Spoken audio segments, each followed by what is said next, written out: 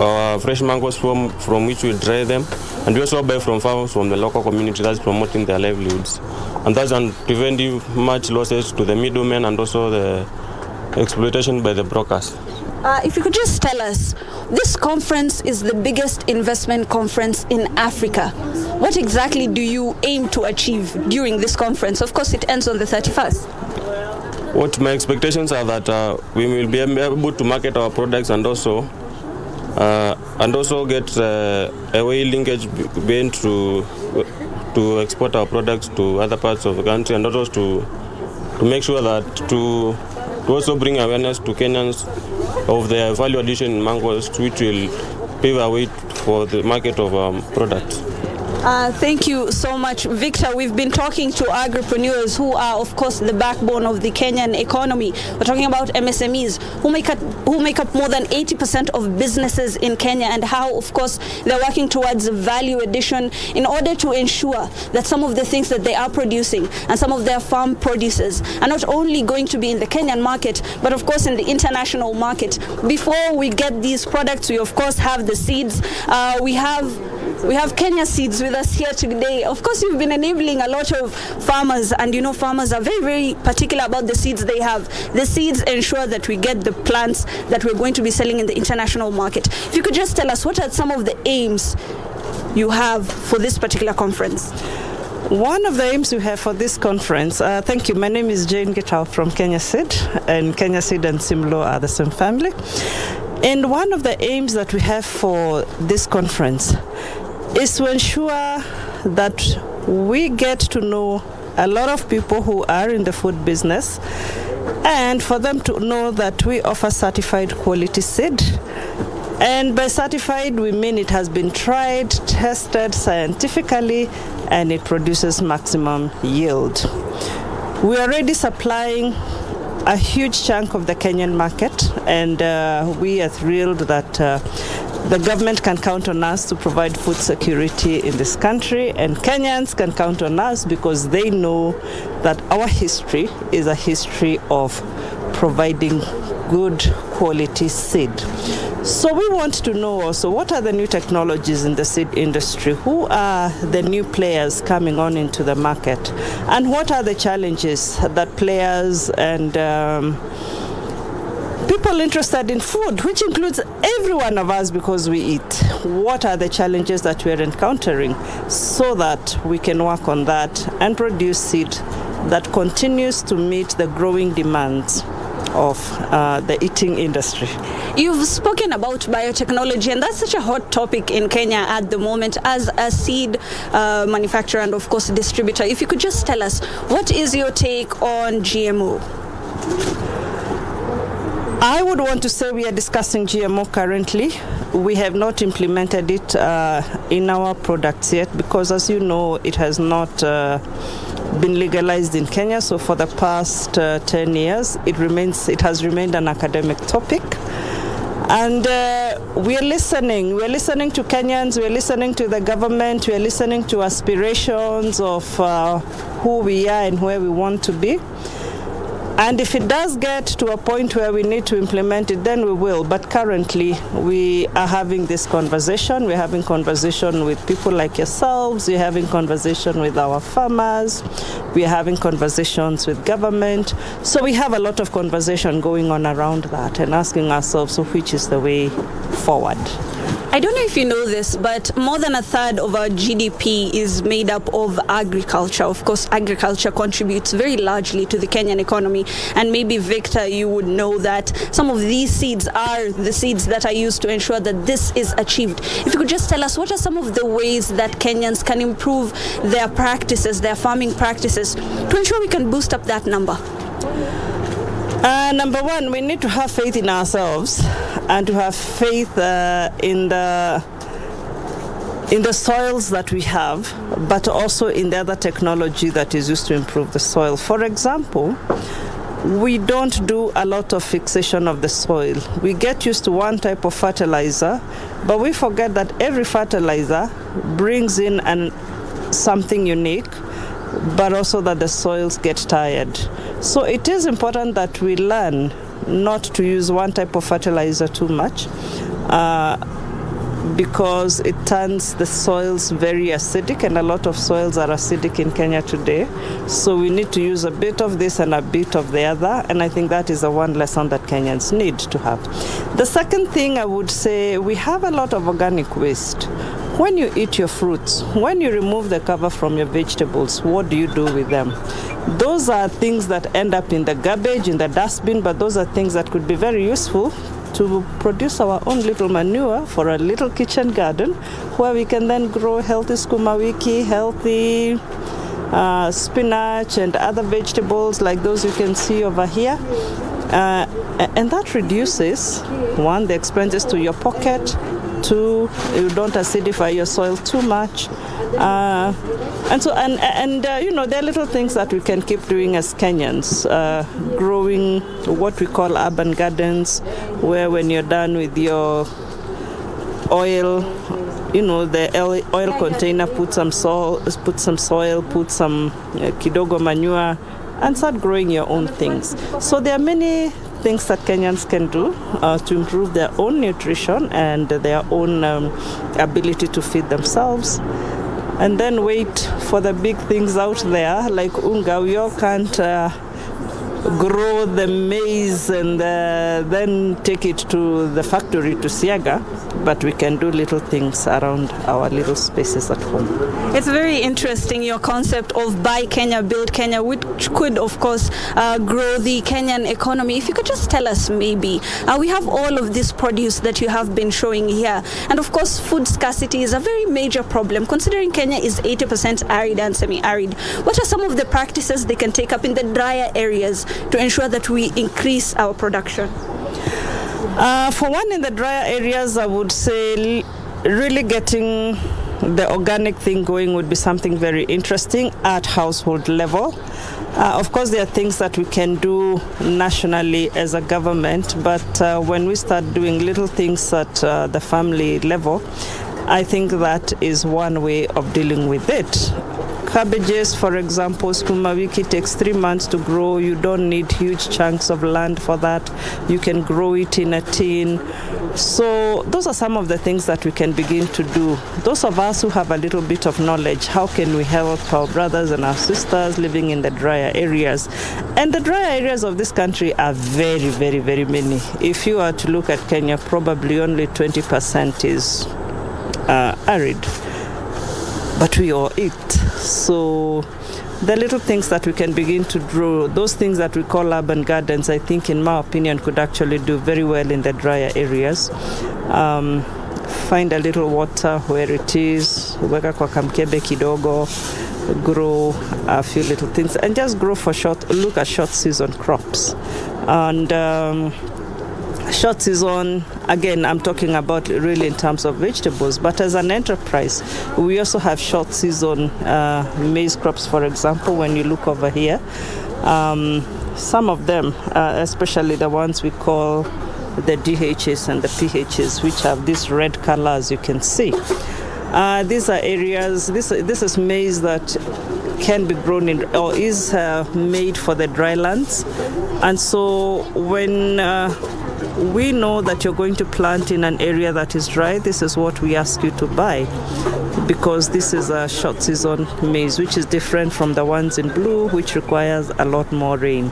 So those are some of the technologies we're trying to apply, and those are some of the technologies that I think we could apply. But we also have to diversify our food. Who said we must all eat ugali? What else can grow in areas that may not be good for growing maize? We need to be a little bit more creative. We have a lot of nutritionists who have studied and can educate us. So an opportunity such as this one is a good opportunity for us to fertilize our ideas and ask ourselves, so what else in each of our different capacities, even at family level, even at household level. Yes. What else can we grow is a very, very important question that we are asking here. What else can we do in order to ensure that we not only grow our economy, but that we enable small developers, small agriculturists, small agripreneurs to ensure that they get what they can get. Of course, we have one of the drier counties, which is Makueni County, and maybe if we could just highlight some of the other things that we could do. What else can we grow in Kenya other than maize? People have been crying, maize, maize, maize. What can Makueni County do for us? Makueni County, as we would like to, as we refer to it, Sisi Wana County, is the orchard of Africa. We produce the sweetest mangoes. We have mabuyu. Anything you'd like to think of, we can grow in Makueni. But sometimes we can be limited by conditions, but within Makueni we do have microclimates, so we grow things such as coffee, which is something that people might not think would do well in Makueni, but through the Department of Trade, which is the gateway to investment in Makueni County, we do have an office for investment where people can get advice on what areas to invest in. We have concept papers or concept notes on investment opportunities in Makueni. So anything you can think of, or any areas that you might like to invest in Makueni, we do have an office on where you can start with. It's very important, of course, to highlight that Makueni might be one of the drier counties, but of course it has one of the sweetest mangoes, and I can attest to that, of course, Victor. Of course, we're going to be looking at other exhibitors and other exhibitions to ensure that we get to see what exactly is at the Kenya International Investment Conference 2023, of course, which will be running from the 29th to the 31st of May, this very month, as we wait for not only the president, but various cabinet secretaries. Victor, we will be keeping you abreast on that. But for now, back to you in studio. An amazing conversation there. I'm quite impressed that you've been able to capture certain important questions as far as this conference is concerned.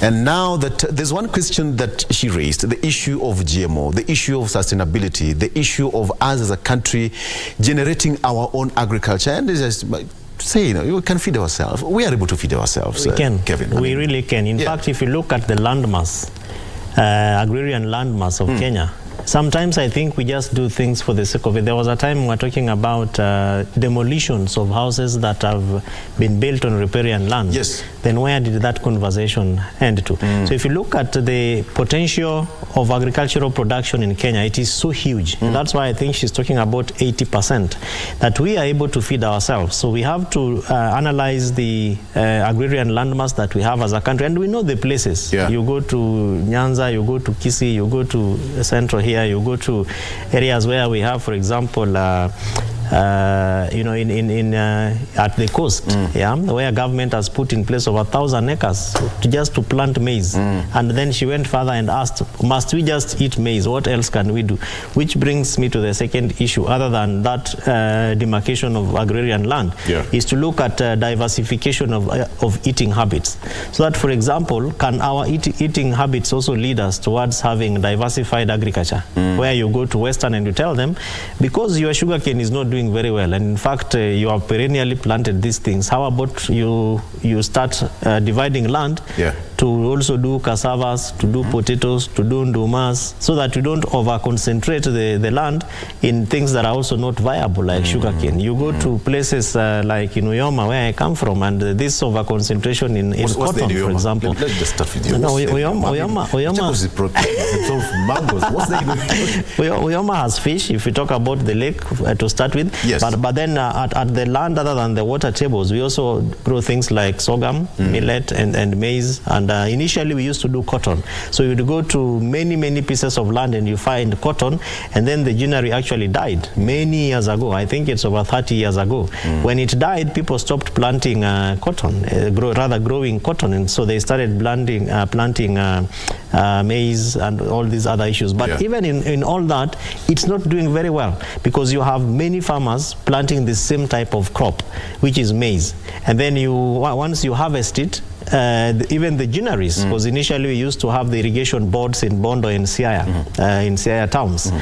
All those are now dead. You walk into those granaries, and you don't find anything. So issues around cost of living, ability to put food, and food means ugali on the table is very limited. So the kind of conversations that are happening in at Safari Park, therefore really border around how we can be able to empower farmers at that local level. And I think the lady Mary from Kenya Seed has really tried to break it down. Like, you don't have to plant what is not viable, and even issues around new technology. And you see, these are sometimes very high-level conversations, Victor, that don't happen at the grassroots. So, for example, we only happen to listen to them at this kind of conferences. So government, beyond the conference, has to invest in also fairing rather empowering the trade and industry departments of the counties to engage with the farmers, so that they don't wait, like the lady from Makueni saying, come to our office.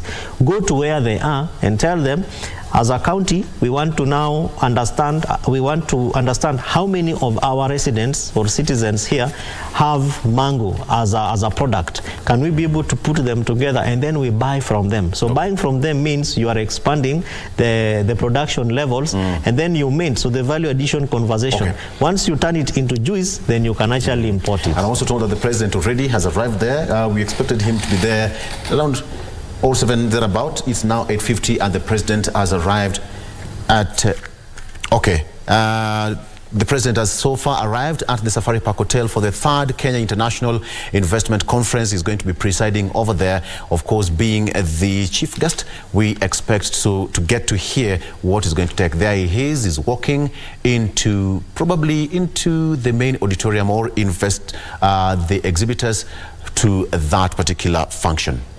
All right about now, Kevin, allow me to say thank you for joining us. It's been an insightful kind of conversation we've had with Kevin Osido, who is a political analyst. We've actually run from politics into conversation to do with matters with the economy, which is very important.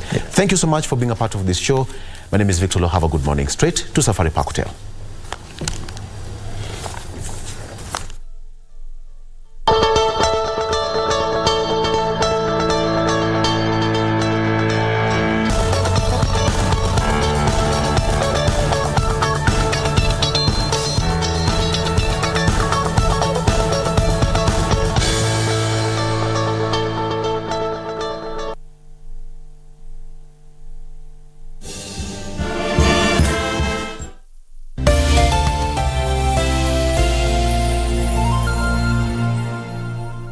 To get Skizatune Hail Mary, dial *811 *963#. Hail Mary, full of grace, the Lord is with thee. Blessed art thou among women, and blessed is the fruit of thy womb, Jesus. Holy Mary, Mother of God, pray for us sinners, now and at the hour of our death. Amen. To get Hail Mary, dial *811 *963#, *811 *963#.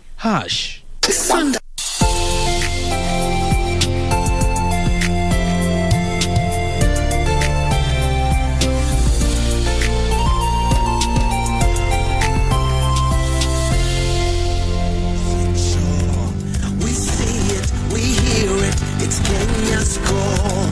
From the cities to the fields of gold.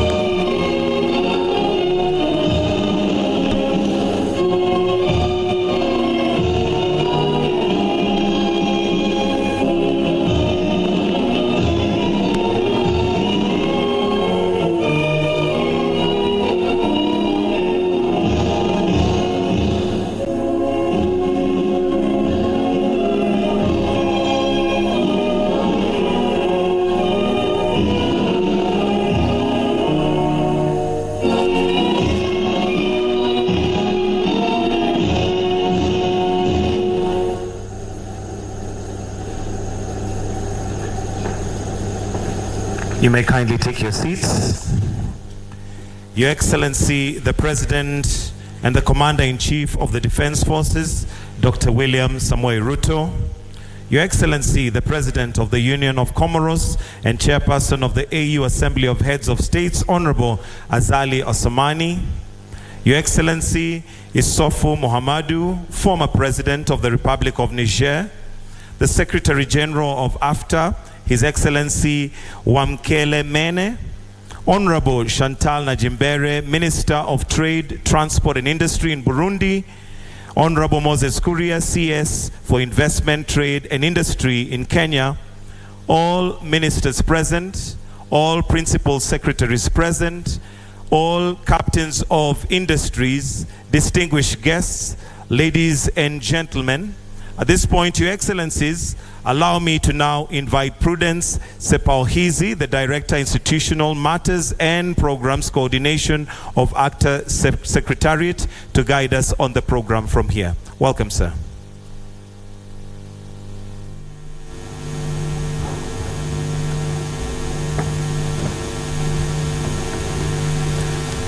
Your Excellencies,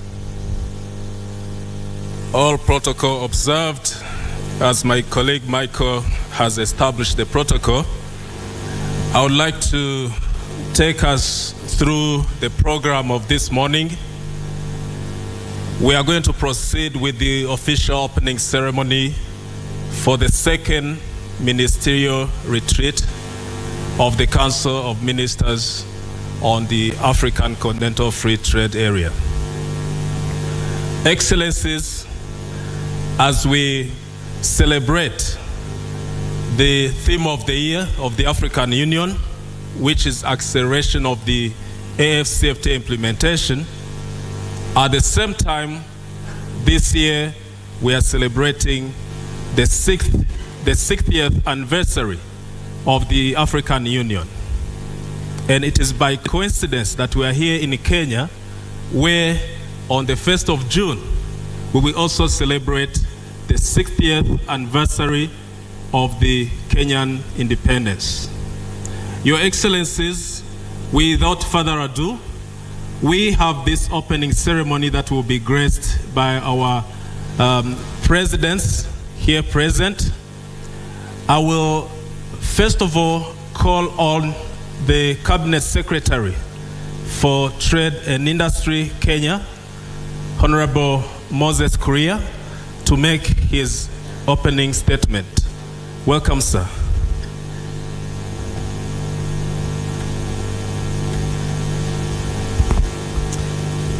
Your Excellency, the President of the Republic of Kenya, President William Samoei Ruto, President Osmani, President of the Republic of Comoros, Your Excellency, and the Chair of the African Union, my brother, Honorable Wamkele Mene, the Secretary General of AfCFTA, the outgoing Chair of the AfCFTA Summit, and the former President of Benin, Honorable Ministers, ladies and gentlemen.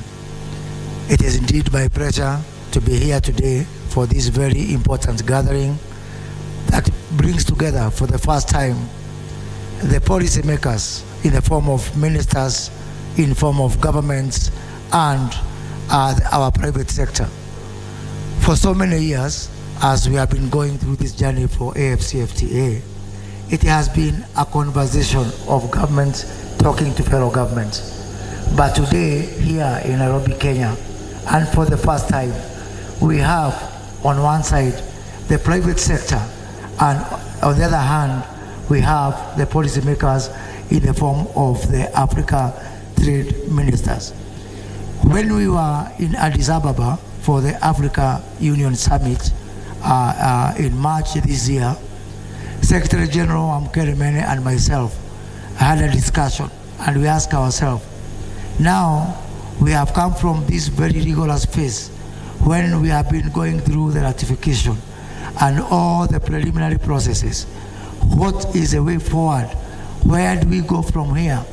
It is at that time that Honorable Wamkele requested Kenya to host the first ever retreat for the Africa trade ministers to chart the way forward and develop an implementation framework and an implementation matrix for taking AfCFTA forward. And that is how we are here today. So let me take this opportunity to thank the AfCFTA, Secretary General, and the African Union for really believing in Kenya, for trusting in Kenya, for believing that Kenya has got an important role to play in charting this way forward. And I want to assure you, Secretary General, that we are equal to the task. As we embark on the next 3 very interesting days in terms of the discussions that we're going to have, starting from today, with this dialogue between ministers and private sector. And for the next 2 days, that is tomorrow and Wednesday, when we break out for the Africa Trade Ministers to do a retreat and focus now on the implementation milestones, and for the private sector to continue talking to fellow private sector and see us answer these questions. When we discuss Africa integration, it is for whose benefit? Who are the stakeholders? The government cannot be stakeholders. Governments do not do business. Governments exist and policymakers exist to create an environment for the private sector to take advantage. And so therefore, this morning, we are asking the private sector to step forward, because it is really in your name that we do all these agreements. It is really for your own benefit that we go through all these rigorous procedures, exchanging tariff offers, looking at all the other clauses that we are looking at, so that we can be able to create an environment that is conducive for you. As we engage, there are several things that we also have to take into consideration. One, we cannot have this AfCFTA only existing in boardrooms. We want to go out there. And that is why we are saying the phase of the boardroom is over. Now it's a phase for the businesses to work together. Two is on the need for specialization and for us to respect our diversity, to work together to exploit the good areas, the strengths that we have, and so that we can be able to leverage on the core competencies that exist in different areas. We have cotton in the West. We have got a very vibrant financial services industry here in Kenya and in the region. How can we be able to take advantage of where our respective countries are good in this area and other countries that move in? Those are the kind of discussions we are going to have. Of course, the big question still lingers in terms of the tariff offers, and I would want to see, we had a discussion last week in Doha with Secretary General Mkele, and we have agreed that going forward, the ministers of trade will work together with the ministers of finance in the respective countries, so that as we finish the different levels of tariff negotiations, then our finance ministers and our custom authorities can be able to take the next steps and actually publish the tariff books so that they can start to have effective meaning. Finally, as I conclude, let me also talk about the area of guided trade initiative. Kenya is part of the 8 nations that pioneered the guided trade initiative, alongside Mauritius, alongside Rwanda, Ghana, Cameroon, Tunisia, and Egypt. And now, with other countries, especially the SACU countries, now also depositing their tariff offers, we have an opportunity to expand that league of the countries that are piloting what is actually the early harvest phase of AfCFTA. So I have seen my brother Ibrahim Patel from South Africa. We are very delighted with the SACU for depositing the tariff offers, and we look forward that now, for the first time, at most of the strong economies of Africa, starting with South Africa and Nigeria and Egypt and Ghana and all other countries that would want to join the pioneering countries that have been part of the guided trade initiative, to also join us so that we can be able to share with you lessons we have learned. You remember, Your Excellency, it was in the month of October that we flagged off our first export of tea from Kenya to Ghana under the guided trade mechanism. We have learned some lessons. For example, unfortunately, this consignment arrived in Ghana in February, all the way from October. So the willingness is there, but the challenges abound. challenges of looking at our infrastructure connectivity, challenges of looking at why we need to move from Africa, from East Africa to Europe if you want to travel to West Africa, because of the area of the problem of the air travel between our countries. So we have got lessons that we have learned over the last few months. And I believe that as we expand the guided trade initiative, we can now be able to come up with some solutions that can be able to take us to the next level.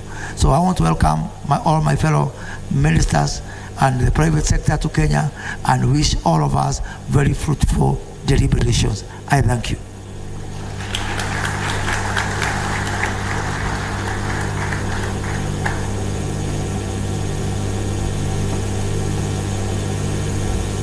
Thank you very much, Honorable Moses Kuria, the Cabinet Secretary for Investment, Trade and Industry of Kenya, for the opening remarks.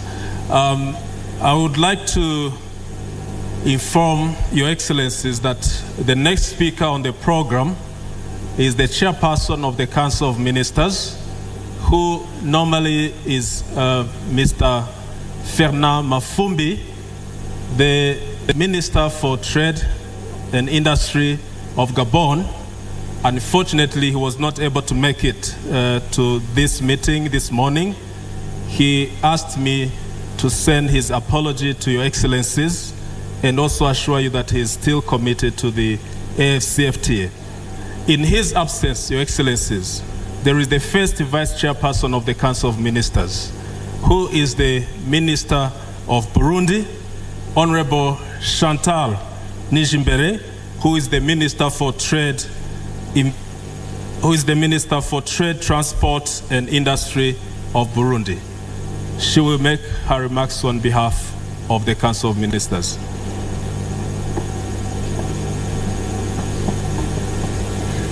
Your Excellency, the President of the Republic of Kenya, Your Excellency, the President of the Union of Commerce and Chairperson of the AU Assembly of Head of State and Government, Your Excellency, Champion of AfCFTA and former President of the Republic of Niger, dear colleague ministers, Secretary General of the AfCFTA, dear participants, all protocol observed.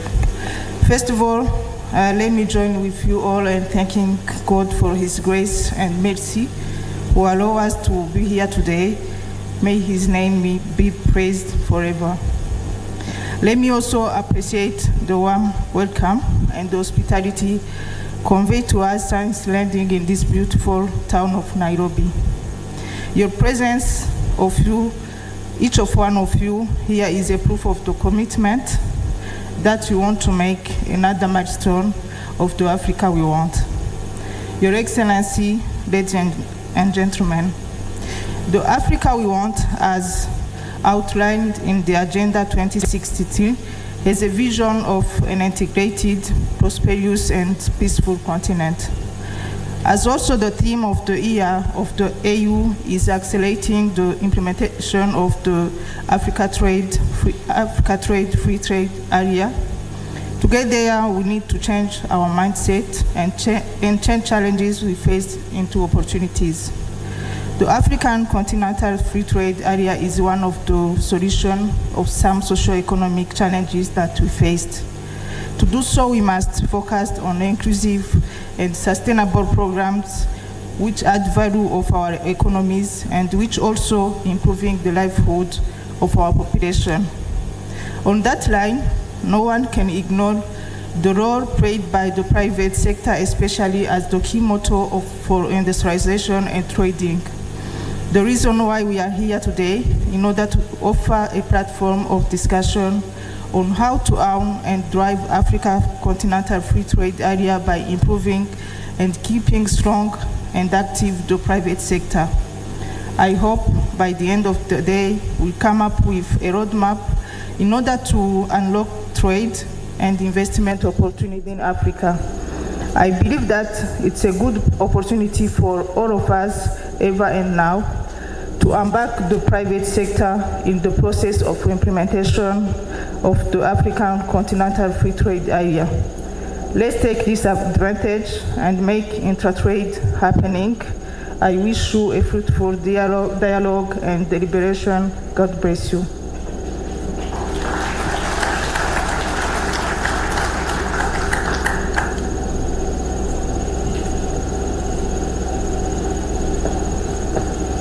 Thank you very much, Honorable Chantal Nijimbere, for the remarks on behalf of the Council of Ministers.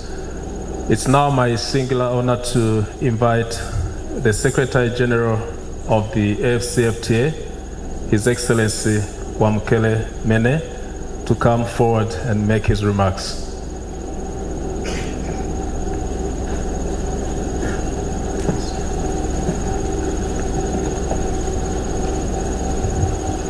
Thank you, Program Directors, Your Excellency, President Ruto, President of the Republic of Kenya, and our host, Your Excellency, President Azali Assoumani, President of the Union of the Comoros, and Chairperson of the African Union Assembly of Heads of States and Government, Your Excellency President Issoufou Mahamadou, former President of the Republic of Niger, and champion of the AfCFTA, Honorable Cabinet Secretary Moses Korea, Honorable Minister Chantal Nijimbere, representing the Council of Ministers, Honorable Ministers, leaders of the private sector, it is a pleasure to be here with you in Nairobi for the opening session of the retreat of the Council of Ministers. I want to start by thanking President Ruto and his government for hosting us here for a very important dialogue between the private sector and the Council of Ministers for the purpose of accelerating implementation of the AfCFTA. I want to also express appreciation for President Ruto's very strong support of the AfCFTA since he came into office, and for ensuring that the AfCFTA receives the highest level attention in Kenya.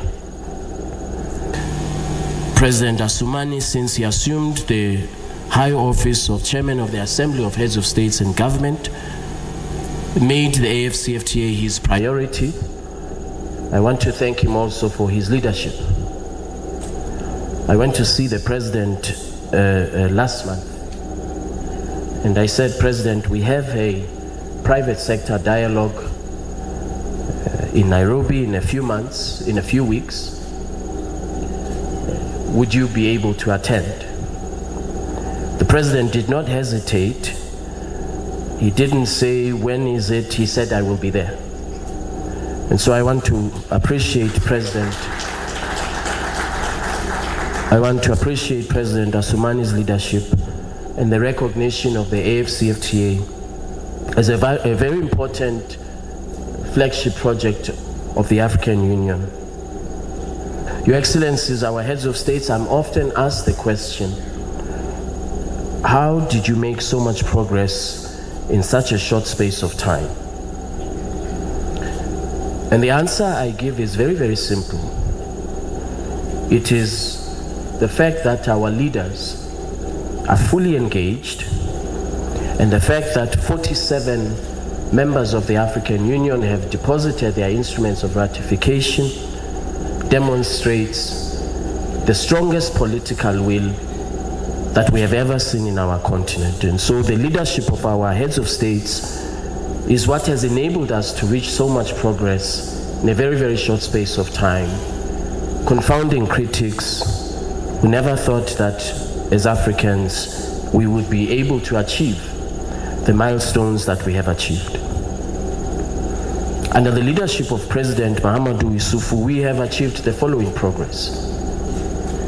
Over 88% convergence on rules of origin, enabling Africa for the very first time since the end of colonialism to trade on the basis of a single set of rules for products that we as Africans produce.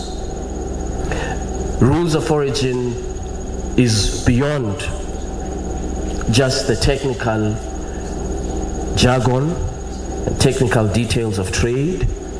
The fact that we've been able to converge on such a high number of products enables and positions our continent for heightened and accelerated levels of industrial development, positions our continent for investment, so that we can see the results of this integrated market of 1.4 billion people with a combined GDP of 3.4 United States dollars.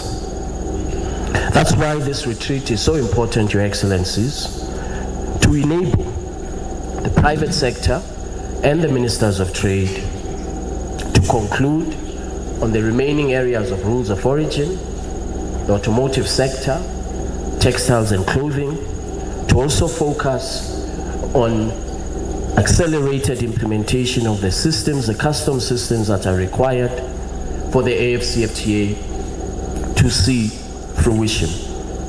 The private sector is absolutely critical to the implementation of the AfCFTA.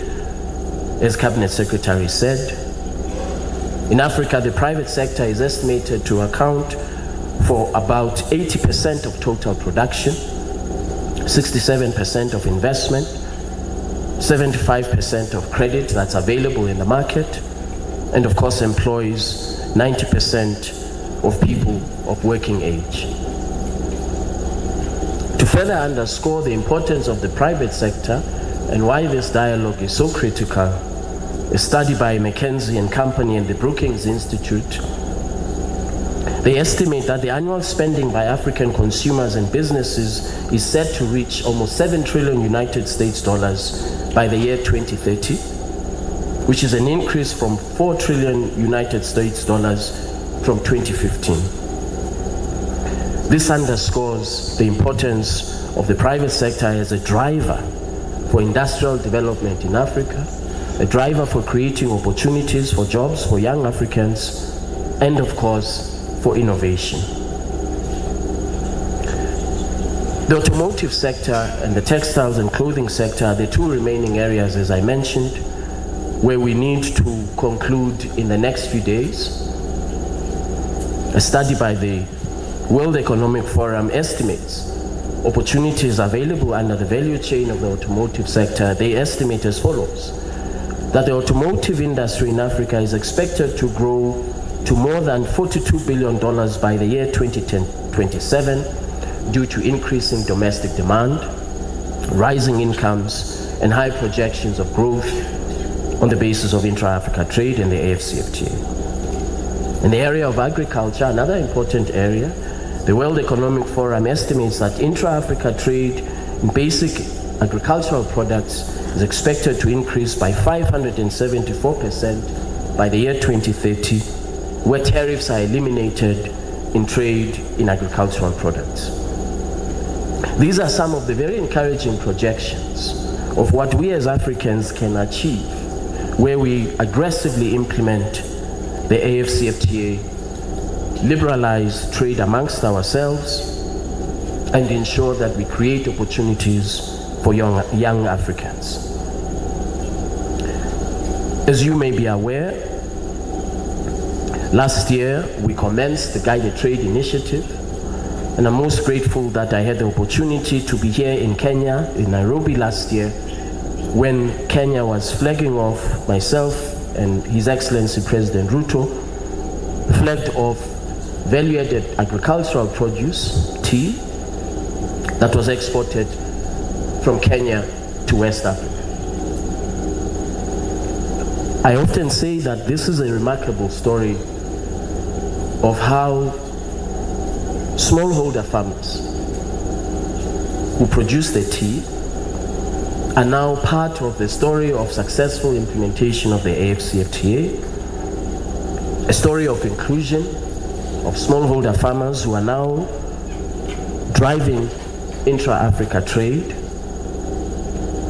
And so I congratulate the government of Kenya for organizing smallholder farmers to be able to benefit from the AfCFTA. Similarly, we saw off products that were exported from Egypt to Ghana, from Cameroon, Tunisia, and other countries.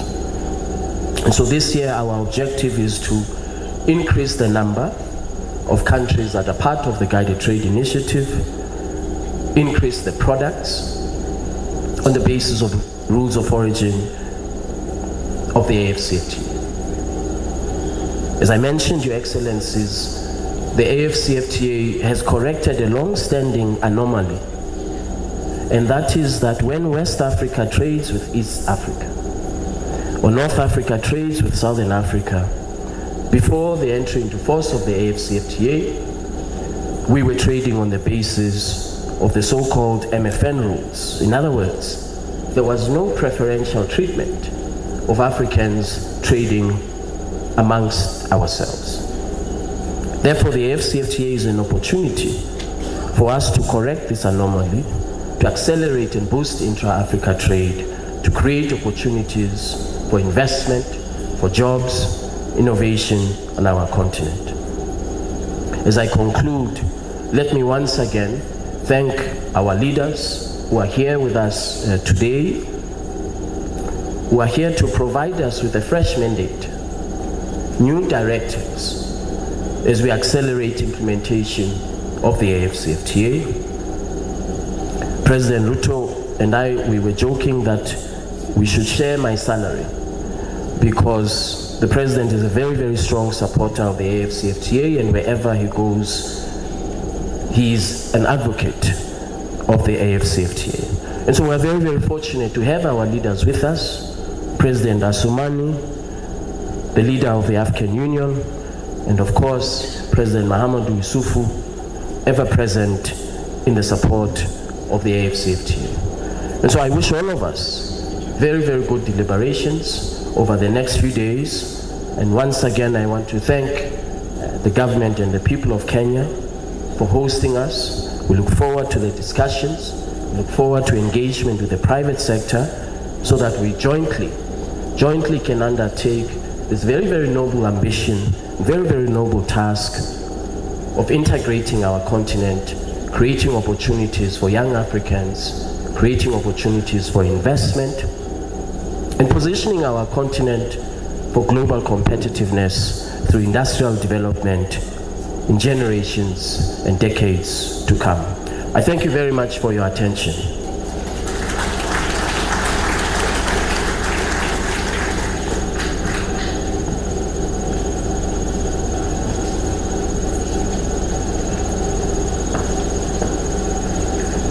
Thank you very much, Your Excellency, the Secretary General of the AfCFTA, for these remarks and assuring the private sector of their role in the implementation of the AfCFTA. Distinguished ladies and gentlemen, for those who are following the meeting in French, make sure you tune to channel 2. For those who are following in English, please tune to channel 1. Your Excellencies, distinguished ladies and gentlemen, there is a man who's been spearheading the AfCFTA process right from its inception. We have here with us the champion of the AfCFTA, His Excellency Mahamadou Issoufou, who is the former president of Niger. It's now my honor to invite His Excellency for his remarks.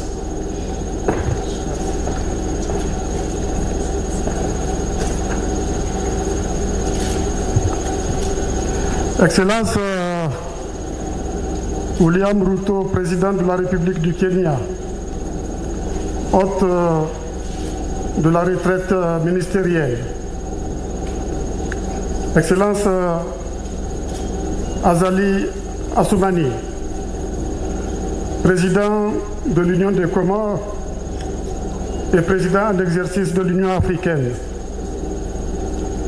Mesdames et Messieurs les ministres, Monsieur le secrétaire général de la zone de libre-échange continentale africaine, Mesdames et Messieurs, je suis ravi de m'adresser à vous à l'occasion de ce briefing présidentiel et de la cérémonie d'ouverture de la retraite ministérielle ici à Nairobi, au Kenya, dont je salue et apprécie la vivacité de la démocratie qui a permis, cher frère Ruto, votre brillante élection à la magistrature suprême de votre pays. Je saisis la présente occasion pour vous renouveler mes chaleureuses et fraternelles félicitations.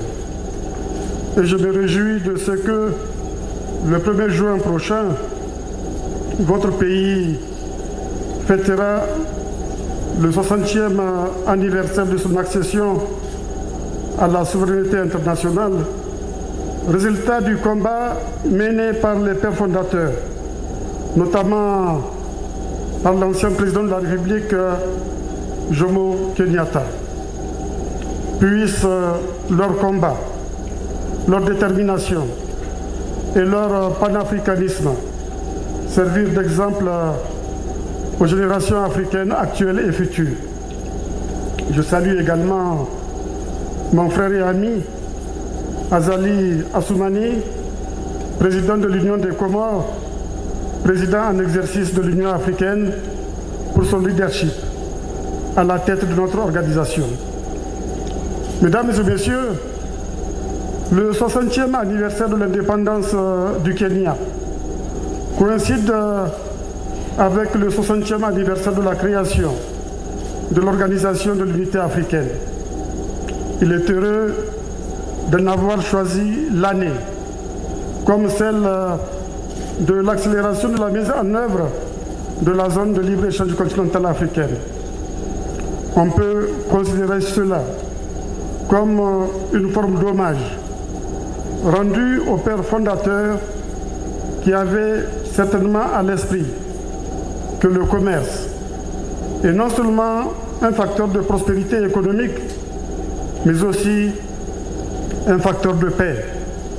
Voilà pourquoi la zone de libre-échange continentale africaine est un des instruments en vue de la réalisation de l'un des autres projets phares de l'agenda 2063 de l'Union africaine, j'ai nommé faire taire les armes, surtout en ce moment où surgit la guerre fratricide au Soudan, venant allonger la liste des conflits qui endeuillent l'Afrique, au Sahel, dans le bassin du lac Tchad, en Libye, en Somalie, dans la région des Grands Lacs. Commerce et paix sont intimement liés.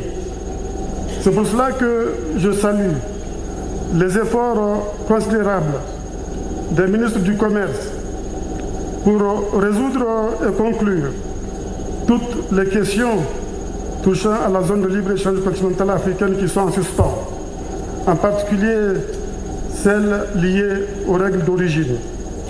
Messieurs les ministres, vous êtes non seulement les artisans de la prospérité économique du continent, mais aussi des messagers de la paix. Votre contribution à la réalisation de l'Afrique que nous voulons est inestimable. Je vous félicite et vous encourage. La présente retraite ministérielle est une occasion pour vous d'approfondir la réflexion sur les mécanismes et les actions complémentaires à entreprendre afin de poursuivre les travaux en vue de l'extension de l'initiative du commerce guidé au commerce des services dans sa deuxième phase et de répondre aux défis qui pourront survenir dans le processus de la mise en œuvre de la zone de libre-échange continentale africaine, de trouver une convergence et de conclure sur les règles d'origine relatives aux questions en suspens concernant les secteurs de l'automobile et du textile. Je rappelle que juin 2023 est la date limite fixée par les chefs d'État et de gouvernement pour parvenir à cette convergence, de finaliser et de rendre pleinement opérationnelle la coopération douanière entre les États et les régions d'une part, et de conclure sur les questions en suspens concernant l'élaboration de cadres réglementaires dans les 5 secteurs prioritaires des services d'autre part. Comme lors du récent forum des affaires de la zone de libre-échange continentale africaine, organisé avec succès au Cap, en Afrique du Sud, nous disposons d'une plateforme adéquate ici, à Nairobi, où les décideurs politiques, les chefs d'entreprise et d'industrie, les acteurs du secteur privé et les investisseurs peuvent se pencher ensemble sur le rôle crucial que chacun devra jouer pour faire passer la zone de libre-échange continentale africaine des négociations aux actions, ce qui permettra d'accroître le commerce intra-africain, de stimuler les investissements intra-africains et de mettre en place les moyens de relever les défis auxquels l'Afrique est confrontée au quotidien, en particulier en termes de commerce et d'intégration économique. Mesdames et messieurs, je voudrais également saluer la volonté politique visible des États membres et des régions démontrée par la validation progressive des stratégies nationales et régionales de mise en œuvre de la zone de libre-échange continentale africaine. À cet égard, je félicite la communauté de l'Afrique de l'Est qui a organisé au début du mois de janvier un atelier de validation de sa stratégie régionale de mise en œuvre de la zone de libre-échange continentale africaine. Cela montre que nous sommes sur la bonne voie. Néanmoins, nous devons toujours rester concentrés sur nos objectifs, car il reste encore beaucoup à faire. En particulier, les États sont invités à soumettre leurs offres de tarifs et de services au secrétariat en vue d'une vérification technique et d'une notification aux autres États parties. C'est le lieu de féliciter fortement les 47 États membres qui ont ratifié l'accord et d'inviter les 8 autres à le faire dans le meilleur délai afin que chacun des pays du continent puisse tirer parti et bénéficier sans exception des avantages du régime préférentiel qu'offre la zone de libre-échange continentale africaine. Permettez-moi de féliciter la République du Kenya d'être l'un des pays pionniers de l'initiative du commerce guidé de la zone de libre-échange continentale africaine lancée en octobre dernier, qui a démontré le niveau d'efficacité des instruments juridiques développés par le secrétariat de la zone de libre-échange continentale africaine par le biais de diverses transactions d'importation et d'exportation dans le cadre du régime préférentiel de la zone de libre-échange continentale africaine.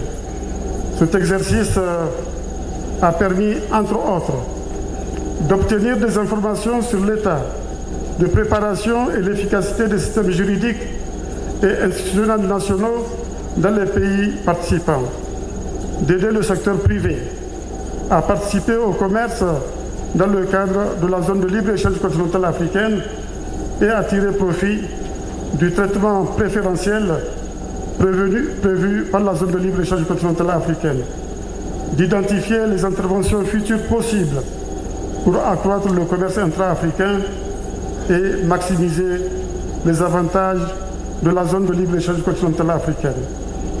Mesdames et messieurs, notre continent a plus que jamais besoin d'une intégration économique inclusive, forte et profonde.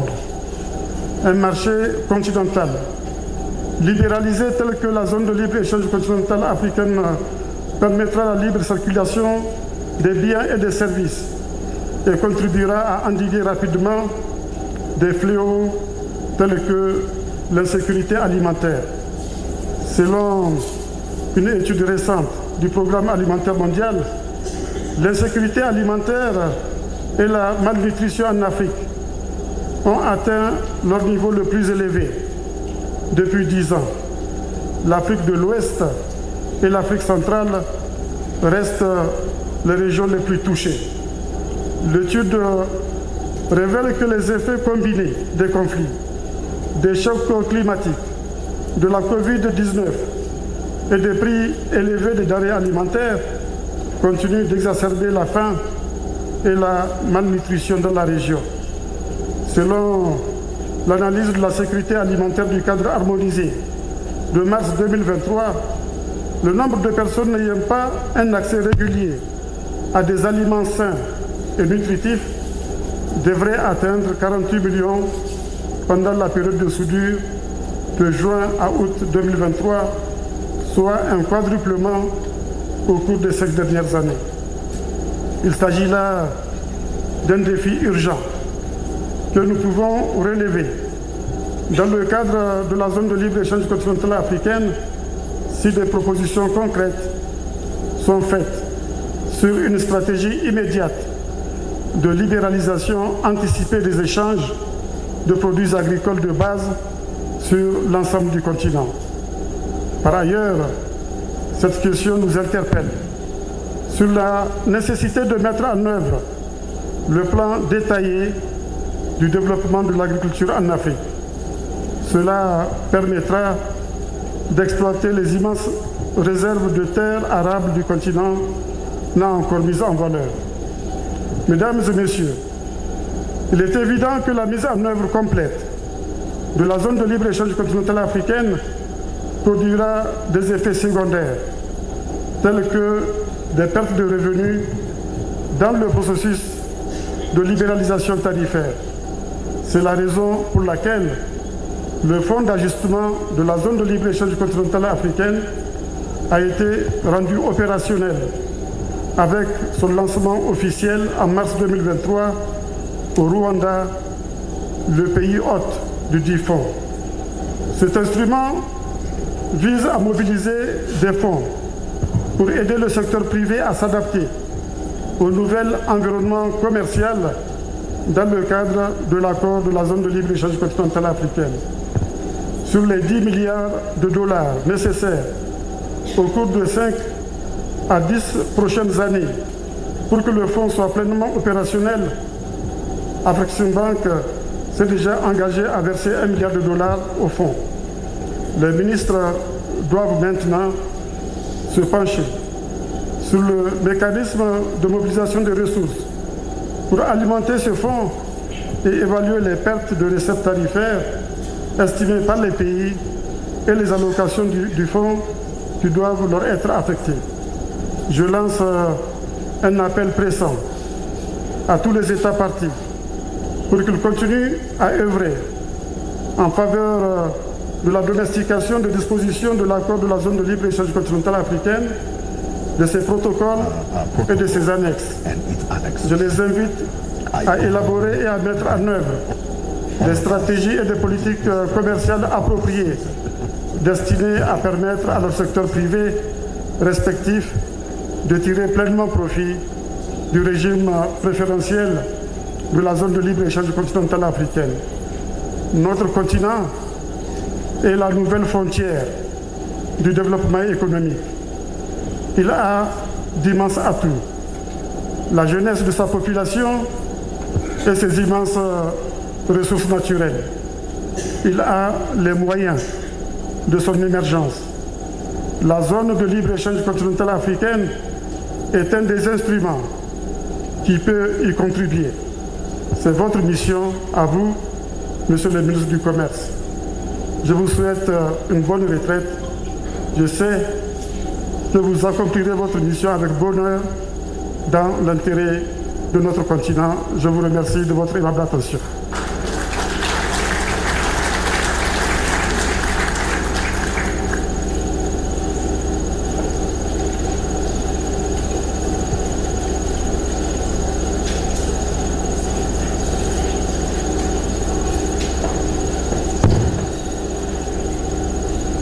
Merci beaucoup, Excellence, Monsieur le Champion.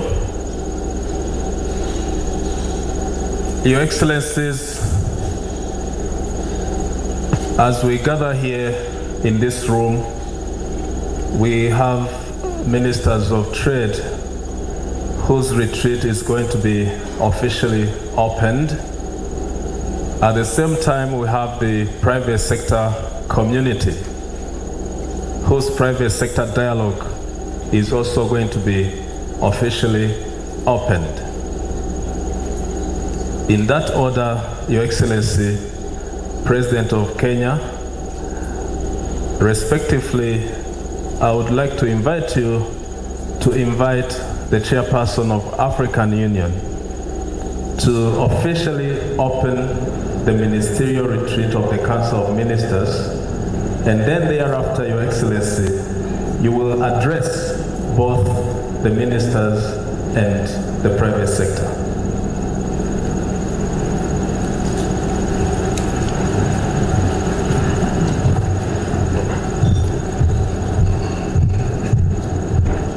Good morning, ladies and gentlemen. Take your seats, please. Thank you very much.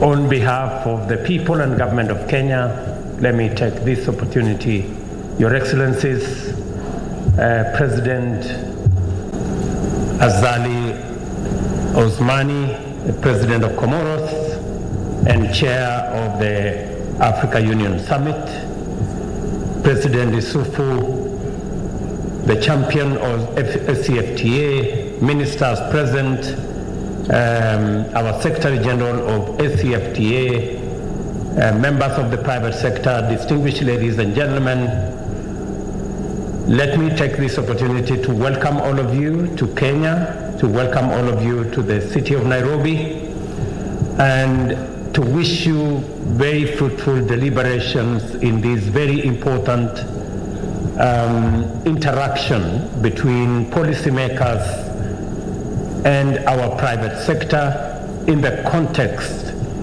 of the Africa Continental Free Trade Area, a mechanism that will unlock the potential that exists for trade, for investment, for business in our continent, even as we work with the rest of the globe.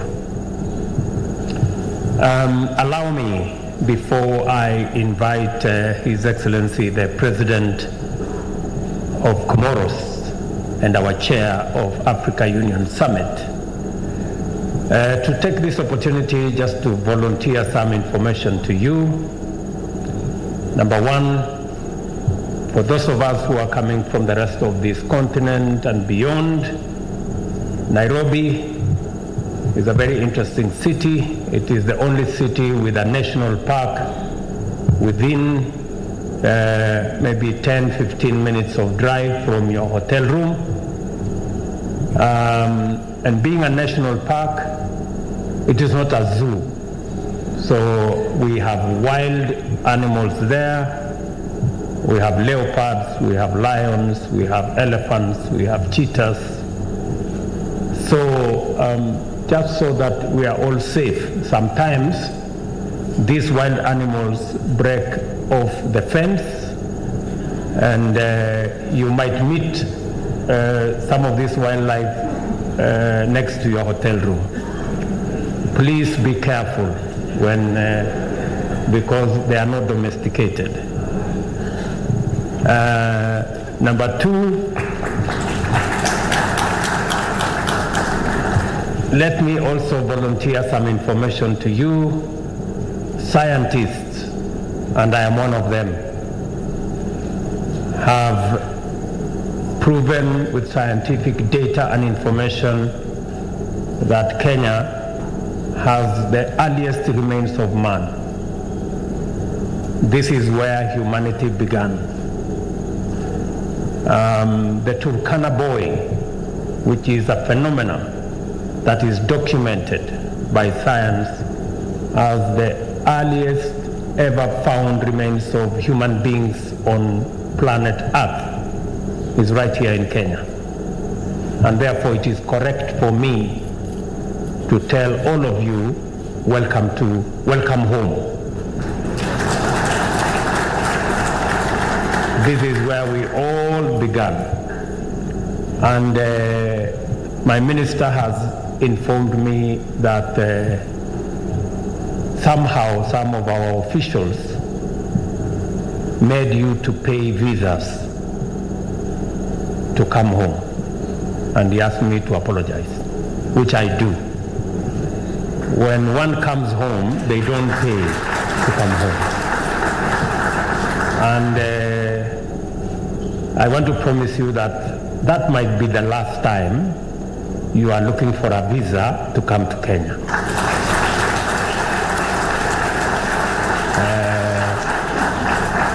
Because of two reasons. Number one, because this is home. And number two, because we support wholeheartedly the AfCFTA, and we must remove any impediments to the movement of people around our continent.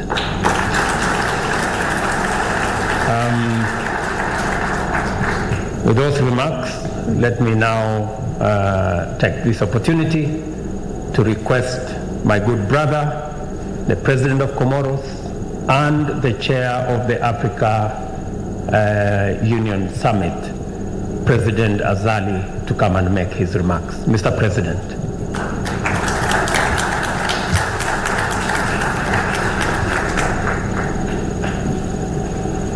No, let him come. Please.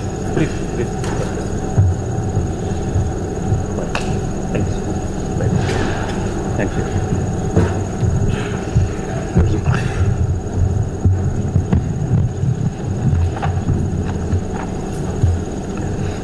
Permettez-moi, avant de commencer mon allocution, remercier notre cher frère d'avoir accepté de rembourser les visas qu'on a payés ici. Et lui dire qu'il aura à s'expliquer à mon épouse parce que moi je vais perdre mon passeport. Donc je vais rester au Kenya, je ne vais pas partir, il va s'expliquer.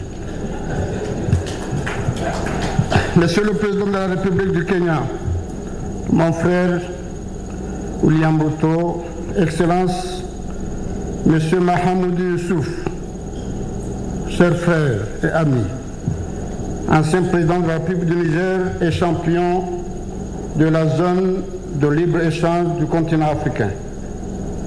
Excellence, Monsieur Yves Vernon Manfoubi, président du Conseil des ministres de la ZLECAf, Son Excellence, Monsieur Wamkelemene, secrétaire général de la ZLECAf, Excellence, Messieurs les ministres des États membres de la zone de libre-échange du continent africain, Mesdames et Messieurs les représentants du secteur privé africain, distingués invités, Assalamu alaikum wa rahmatullahi wa barakatuh. Je voudrais en premier lieu adresser à mon frère William Ruto, président de la République du Kenya, mes très chaleureux et sincères remerciements pour nous avoir invités à cet important rendez-vous sur l'avenir de l'économie de notre continent. Mes chaleureux et vifs remerciements vont également à l'endroit du peuple et du gouvernement du Kenya pour l'accueil fraternel et chaleureux qui nous a été réservé, ma délégation et moi-même, à notre arrivée dans ce beau pays et pour toutes les facilités mises à notre disposition pour assurer la réussite de cette rencontre. J'adresse ensuite mes vives félicitations au secrétariat de la zone de libre-échange du continent africain, sous la direction de son secrétaire général, Wamkelemene, pour la bonne organisation de ce dialogue avec le secteur privé africain et de la retraite des ministres du commerce de la ZLECAf qui s'en suivra. Aux représentants du secteur privé africain, Je salue votre participation à ce dialogue, ainsi que votre grande disponibilité qui témoigne de l'intérêt que vous portez au développement de notre continent, gage de paix, de sécurité et de stabilité. Honorable assistance, mesdames et messieurs, notre continent fait face à de nombreux défis dans sa marche vers un développement socio-économique durable et harmonieux. Il y a quelques années, en effet, nous avons connu une des plus grandes crises sanitaires de notre histoire liée à la pandémie de Covid-19 et qui a ébranlé toutes les économies de nos pays. Aujourd'hui, nous faisons face aux conséquences de la crise russo-ukrainienne avec tous les impacts que nous savons tous sur la paix et la sécurité dans le monde, mais aussi et surtout sur la sécurité alimentaire dans notre continent africain.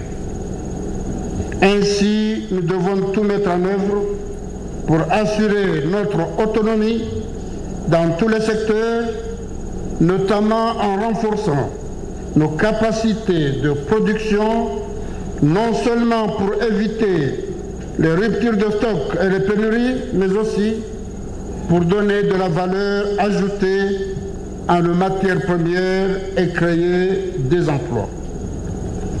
Mais ces objectifs ne peuvent être atteints sans une réelle coordination de nos efforts pour atténuer les chocs économiques et concevoir des stratégies nouvelles susceptibles de mieux protéger nos pays aujourd'hui et dans l'avenir. Ainsi, je suis très heureux qu'on vienne donner au dialogue avec le secteur privé une place essentielle dans notre engagement en faveur de la mise en œuvre de la ZLECAf.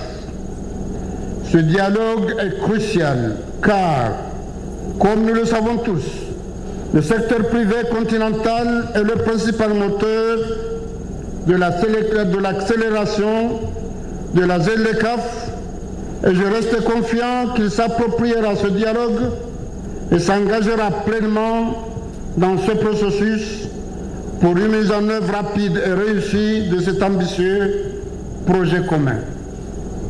Chers représentants du secteur privé africain, nous avons toujours nourri l'ambition d'une intégration régionale renforcée avec un grand marché intégré soutenu par les échanges commerciaux intenses, un plein emploi stimulé par l'entrepreneuriat des femmes et des jeunes, ce qui permettra d'éloigner ces derniers de l'emprise des extrémismes de toutes sortes.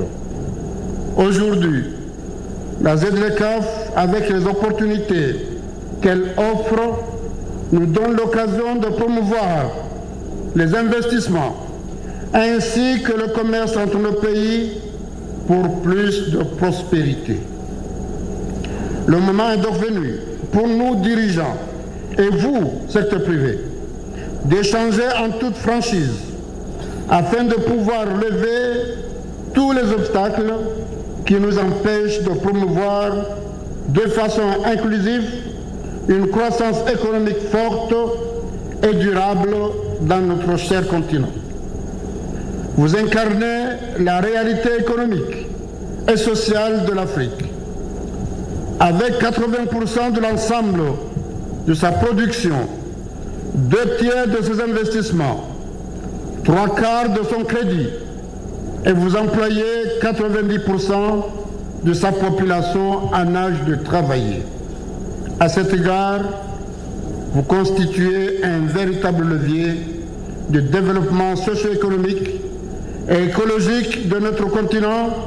En travaillant en toute synergie, nous pourrons ensemble catalyser au développement économique durable. L'important potentiel de la ZLECAf en termes de création d'opportunités de commerce et d'investissement n'est plus à démontrer.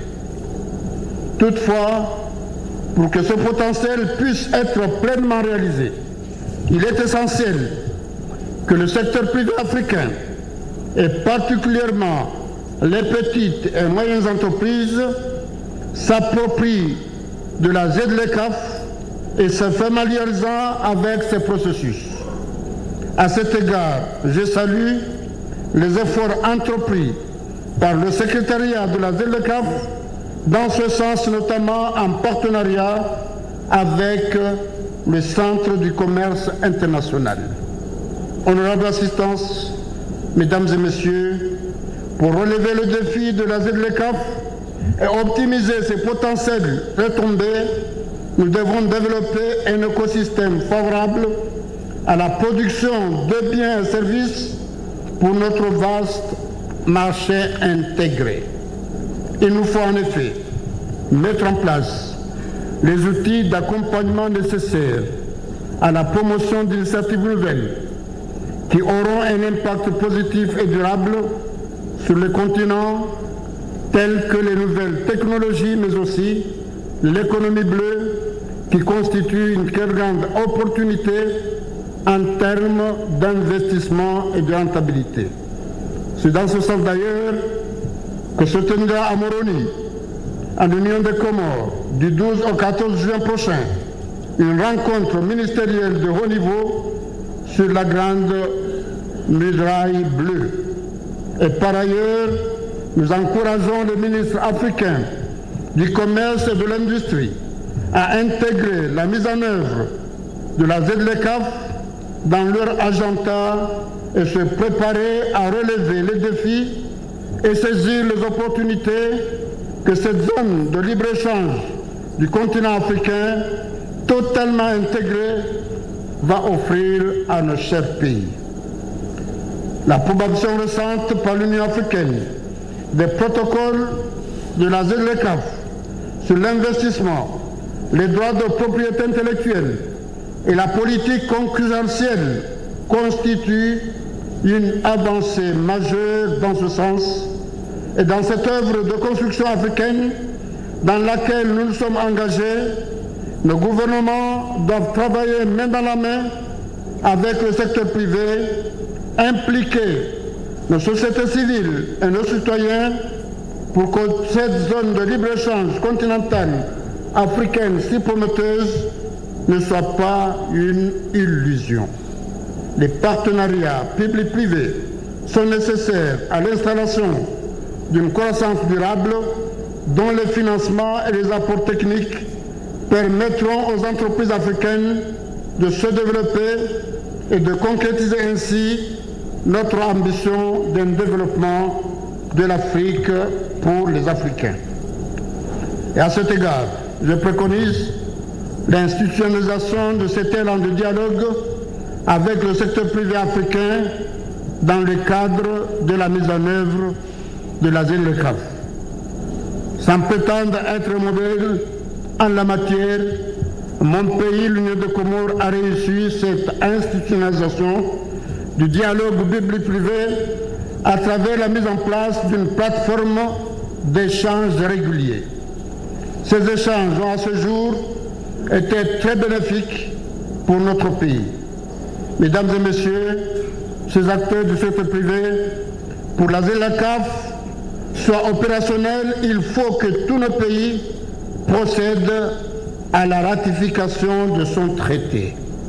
C'est le plaidoyer que nous sommes en train de faire et nous sommes convaincus que les pays qui restent se joindront à cette belle aventure pour qu'ensemble nous fassions de cette ambition une réussite, une opportunité d'affaires pour notre continent, pour nos entreprises, pour nos citoyens en particulier, pour la jeunesse et la femme africaine. Avant de terminer, permettez-moi de saluer ici mon cher frère Mamadou Soufou ici présent et dire cette chance énorme de l'avoir comme champion de cette ambition majeure que nous avons. Je le connais bien, il s'est toujours investi pour l'intérêt de l'Afrique Et je tiens à le remercier et à vous demander de l'applaudir et l'encourager pour qu'on arrive à terme de cette ambition. Encore une fois, mon frère Ruto, merci de cet accueil et je vous remercie beaucoup.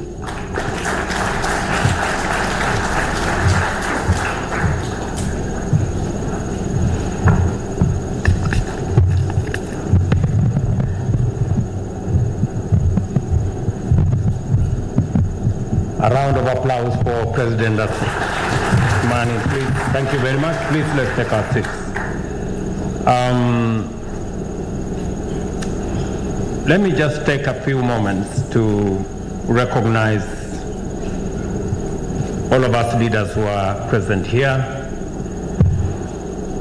and to again welcome you to Nairobi and Kenya to this historic meeting, because I am a great believer that we are at a historic juncture in world development in which Africa is emerging as a focal point of important global discourse. This is therefore a crucial opportunity for us in Africa to define the terms and conditions under which we shall pursue African self-sufficiency in order to actualize the African right to self-determination. I see this as an underlying expectation as well as the fundamental philosophy of the Africa we want. The cardinal aspirations underpinning the Africa Union's Agenda 2063 are the output of sustained deliberation. They also require us to engage in deeper analysis through inclusive deliberation in order to clarify the path by which Africa will arrive at its place as the global economic powerhouse of the very near future. It often appears as though matters canvassed at the AU level are purely and exclusively intergovernmental. Yet nothing could be further from the truth. The economy, development and self-sufficiency are multisectoral and interconnected concerns that must be pursued through collaboration and consultation by all stakeholders in the public as well as the private sectors at the domestic, regional as well as continental levels. It is through robust dialogue guided by this understanding that we have made progress in developing and implementing a blueprint for the realization of Africa's aspirations. Recognizing that the contribution of the private sector is vital to Africa's socio-economic transformation and that its voice must define the dialogue about integration and economic reliance is a major component of our mission, not just in this meeting, but on a mission as a people and as a continent. This event, which is designed to underscore and promote the private sector's involvement in the achievement of Agenda 2063, is therefore of particular importance. Everyone who has participated in organizing this event and everyone who is taking part in these proceedings is making a significant contribution in moving the agenda forward by enhancing the role of an indispensable dimension of development, the private sector. This is why I'm delighted and grateful that you have all honored our invitation to the African Private Sector Dialogue. I welcome you all to Kenya's capital city of Nairobi, and on behalf of the people of Kenya, extend a very warm welcome to you all.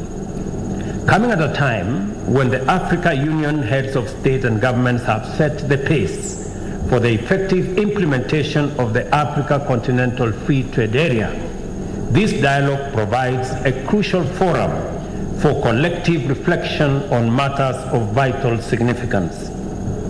I am glad for this opportunity that we shall have at this dialogue to share experiences on past endeavors, to understand regional integration, assess the current status of ongoing processes, and use the best of our collective knowledge to forge the way into the future of African prosperity.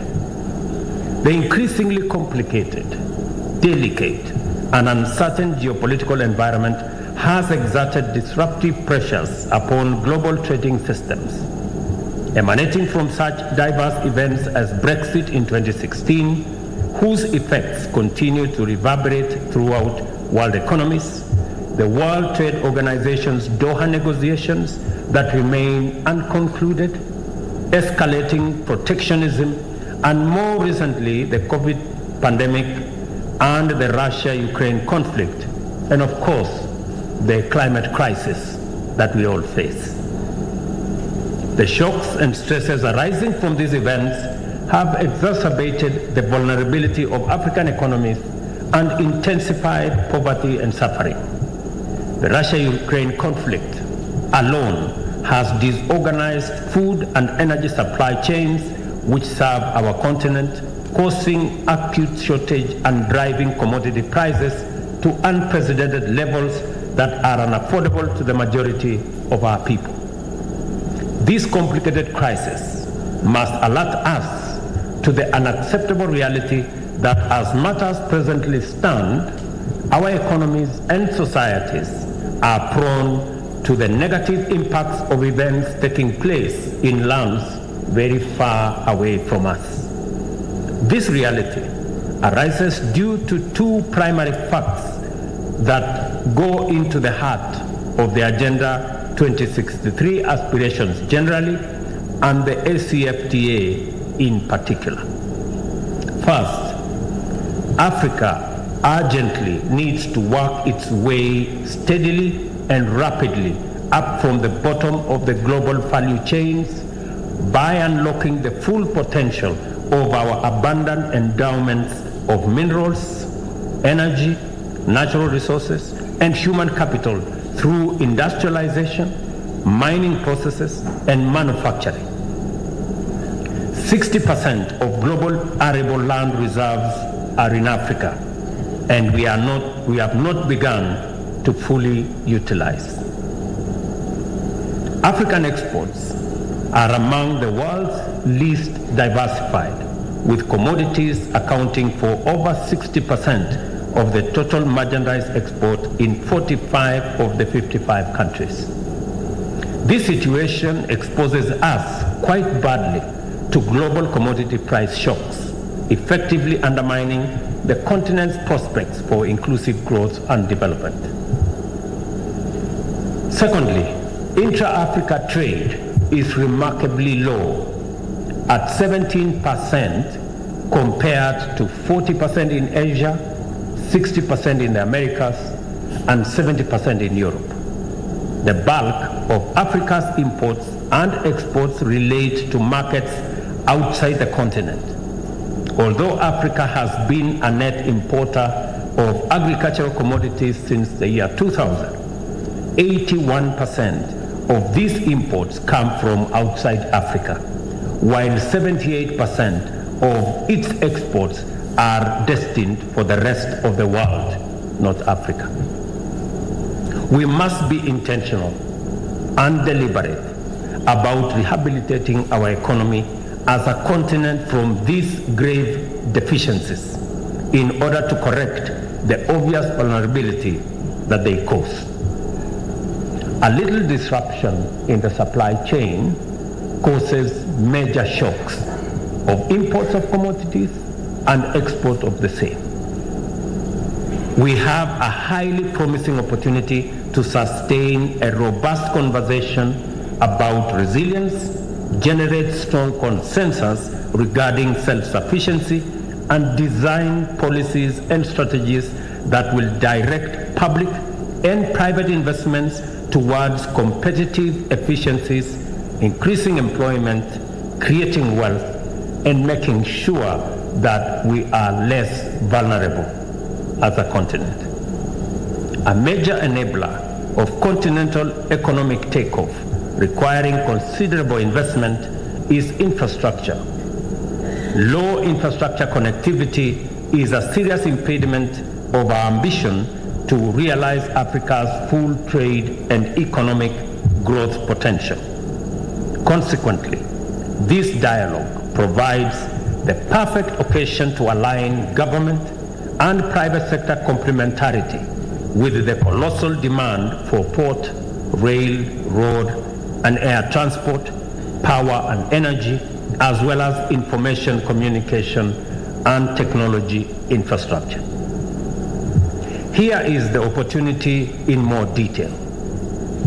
With appropriate levels of connectivity, Africa's digital economy is projected at US dollars 180 billion by 2025, or 5.2% of the continent's GDP. That's just technology.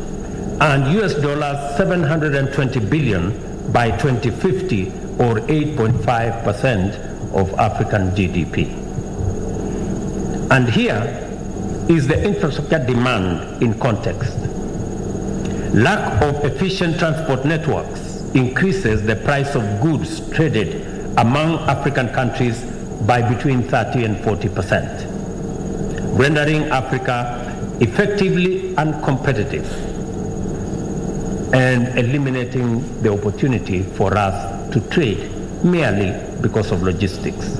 You've heard from my Minister for Trade that tea, which was supposed to take 3 weeks or less to get to Ghana, took 3 months.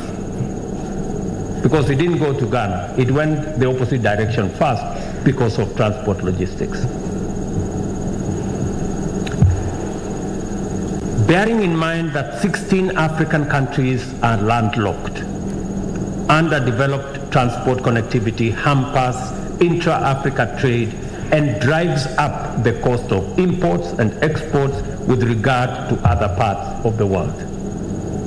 To further illustrate this point, I remind you of the confinement, which I just said, of value-added Kenyan tea destined for Ghana, which left, and I was there with Wamkele, which left Nairobi on the 5th of October, but it got to the port of Tema in February the next year. The current level of lack of connectivity is a great impediment to our progress as a continent.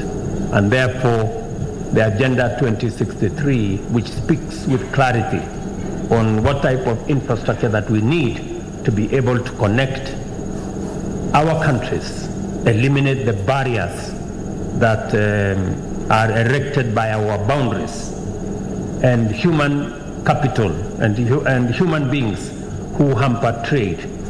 These are unnecessary impediments to trade and investment in our region. The current level of technology in the fields of infrastructure development across sectors is fairly high. This dialogue is a golden opportunity for African private sector and African governments to deploy the concept of technology leapfrogging, thereby ensuring that advanced technologies are incorporated into priority infrastructure investments. Similarly, the implementation of the single African air transport market must be attended to in this dialogue with particular urgency. Already there is a conversation between Kenya, Eritrea, Ethiopia, Rwanda, Uganda, on how we can consolidate our air transport and have a regional airline that can move people, that can move goods, that can move services across our region without the current unnecessary impediments caused by air transport fragmentation. Similarly, the implementation of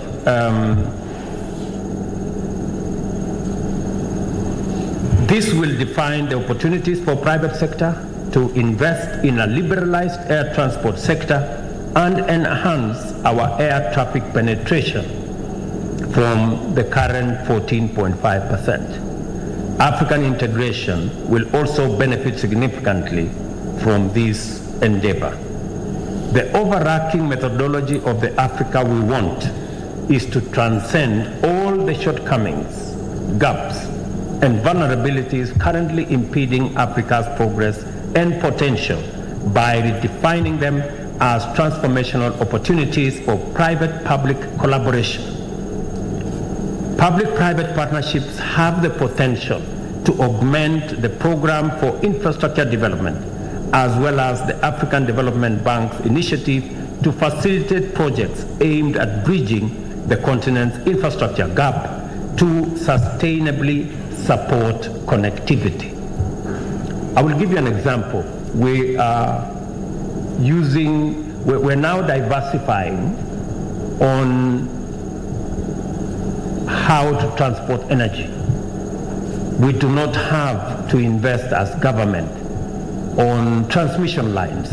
We believe the private sector can invest in transmission lines so that we can pay a willing charge as government, leverage on the expertise of the private sector, on the resources of the private sector, enhance private sector capacity to be able to work with us as governments on the delivery of public programs, whether it is supply of energy, whether it is transmission of energy, or in the case of Kenya, we are now having a whole program on how to deliver water on a water purchase agreement instrument that allows the private sector to work with us in ensuring that we can deliver water, drinking, for irrigation, for use by livestock, to our people. And therefore there is opportunity for the private sector to work with the public in areas that were considered strictly public goods space. I trust that I have adequately made out the case for the high level of expectations I have in connection with this dialogue. I anticipate your recommendations and policy proposals on the best methods of developing Africa's transcontinental and interregional infrastructure. I also expect that this dialogue will propose optimal private-public partnership frameworks to accelerate our infrastructure development agenda. This moment requires us to be bold and ambitious in fashioning our way up from the bottom of the global trade, productivity, and industrialization. I encourage you to extend your deliberations into such possibilities as African shipping lines, dedicated cargo airlines, and a network of trans-Africa railway lines laid down by each country across its territory that connect seamlessly across our borders. We are currently having a conversation between Kenya, Uganda, DRC, including Congo Brazzaville, to see how we can connect the Indian Ocean to the Atlantic. I think there is only a section of 1,000 kilometers of rail, and that should be connected. And as countries, we are prepared to work on it together. That we can do our section in Kenya. Uganda are already working on their section.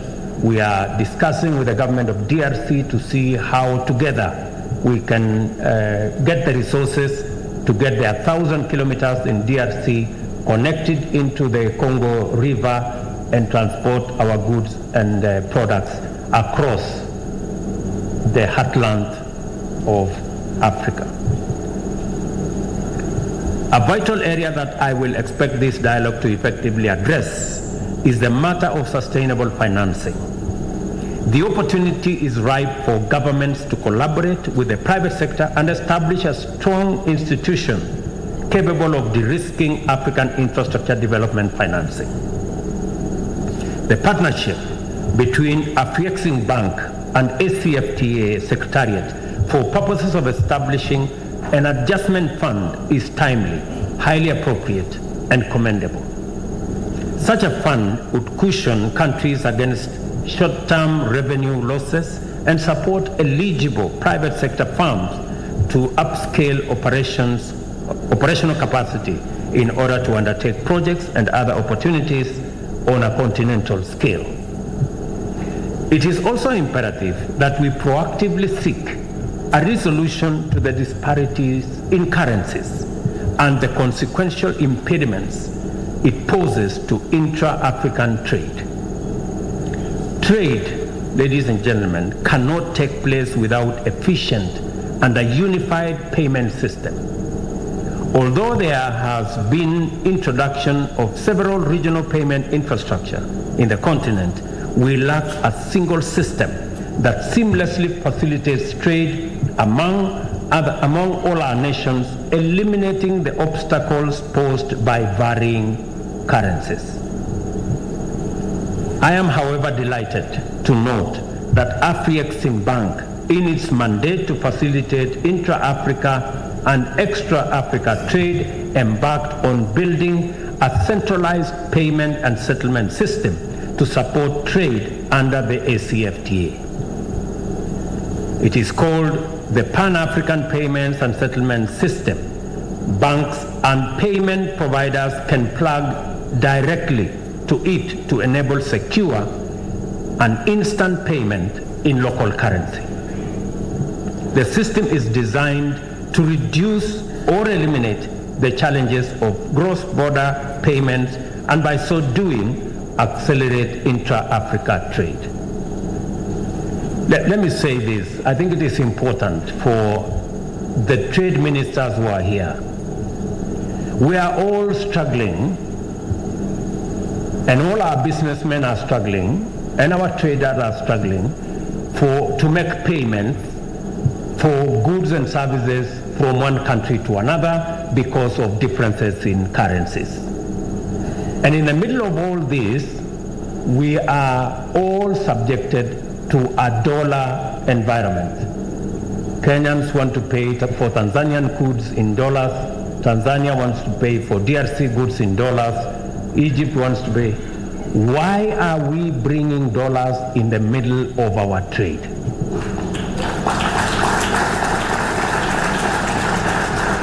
This is the question we should be asking ourselves.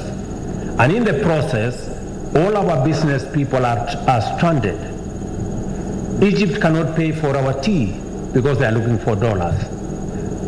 We cannot pay for their sugar because we are also looking for dollars. You know?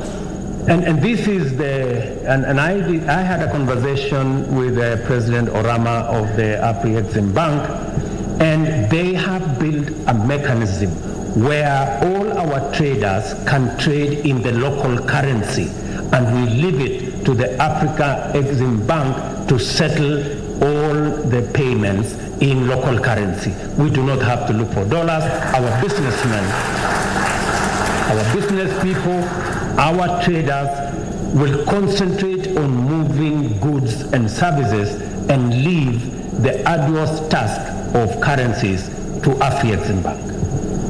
I know we are all trying to see because of what the dollar has done to all our economies. The dollar has moved from less than 1% in the US to about 5.2%. With that movement, and I am told it is the steepest rise in interest rates ever since the US established their mechanism. That steep rise has caused us unnecessary trouble. I think it is important for us to figure out. Many of us are saying, oh, maybe we should move away from the dollar to the yuan. Maybe we should move away from the dollar to another currency. I suggest that we have a mechanism where we can settle all our payments, whether between our countries or externally, using our local currencies, and we have a mechanism like the one that has been put up by the AfCFTA to settle all that, so that we don't have to be hostage to any one currency or the other.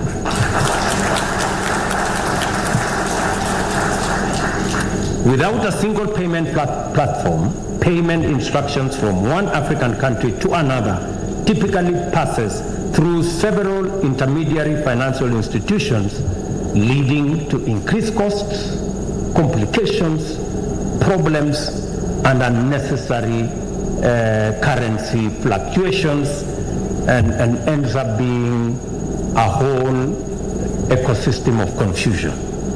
Additionally, the time has come to introduce Pan-African insurance agencies and other African institutions to opportunities in the AfCFTA market.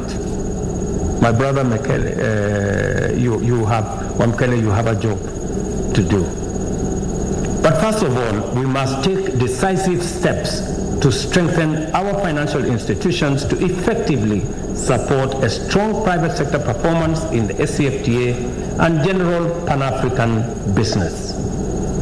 There is an ample body of best practice from successful regional integration experiences, like the Association of Southeast Asian Nations and the Southern Common Markets, which establishes that the full benefits of regional trade agreements can only be maximized when member states prioritize trade facilitation, especially the ease of cross-border activity. Non-tariff barriers distort investment dynamics and impede competitiveness. As a result, non-tariff barriers effectively undermine or even invalidate a free trade area. This is why we must take such barriers as weak transport and logistics capacity, customs-related delays, rules of origin, import bans and export restrictions, quotas and levies, technical barriers, import permits and licenses very seriously, because they ultimately reverse all the steps we try to make towards a free trade area. They may look small, they may look incremental, but they are sum total amounts to a reversal of what we are all trying to achieve. I was giving an example of the private sector this morning of, Uganda is our second best trading partner with Kenya. But you find some bureaucrats, President Museveni had to call me about 2 days ago to ask me about Uganda milk that had challenges coming into Kenya. Yet we have all manner of products we are exporting to Uganda. These kind of non-tariff barriers ultimately amount to undermining our free trade area. And we must be vigilant to make sure that such small steps do not amount to whole barriers.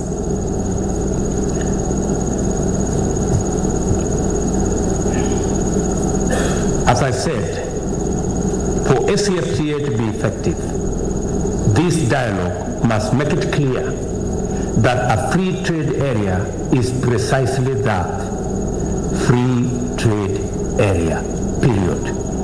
It should not mean anything else. Other critical outputs expected from this dialogue span such a broad range of areas as labor mobility, protection of domestic investors, governance of state-owned enterprises, competition policy, and climate action.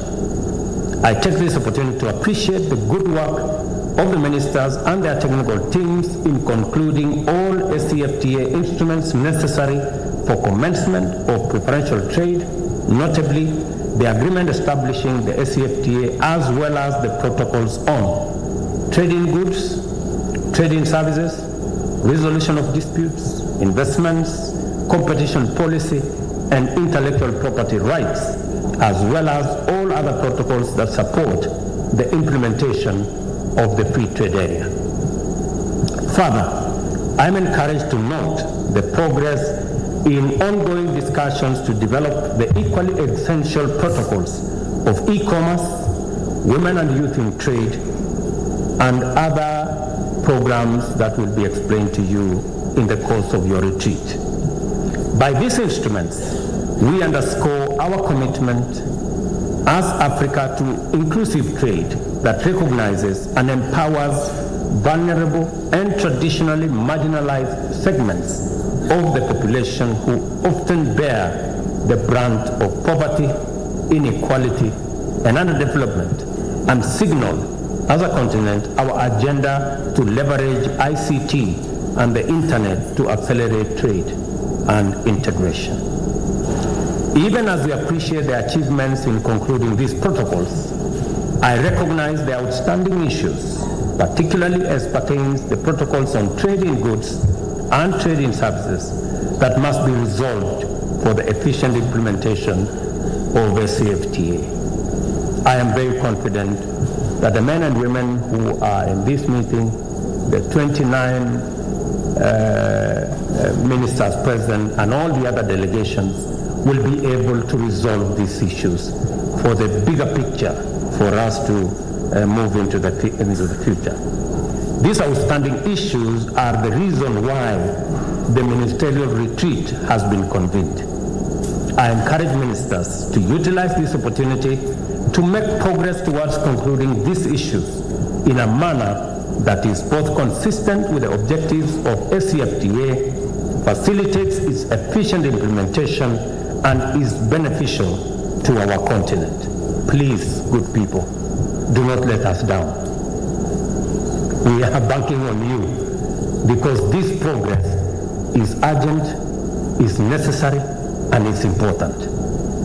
As I do so, I take this opportunity to congratulate the countries which have taken the tremendous step of signing and ratifying the AfCFTA, and to encourage those in the process of doing so to undertake this noble and historic mandate as soon as possible in order to pave way for the next global economic powerhouse, a seamless African market.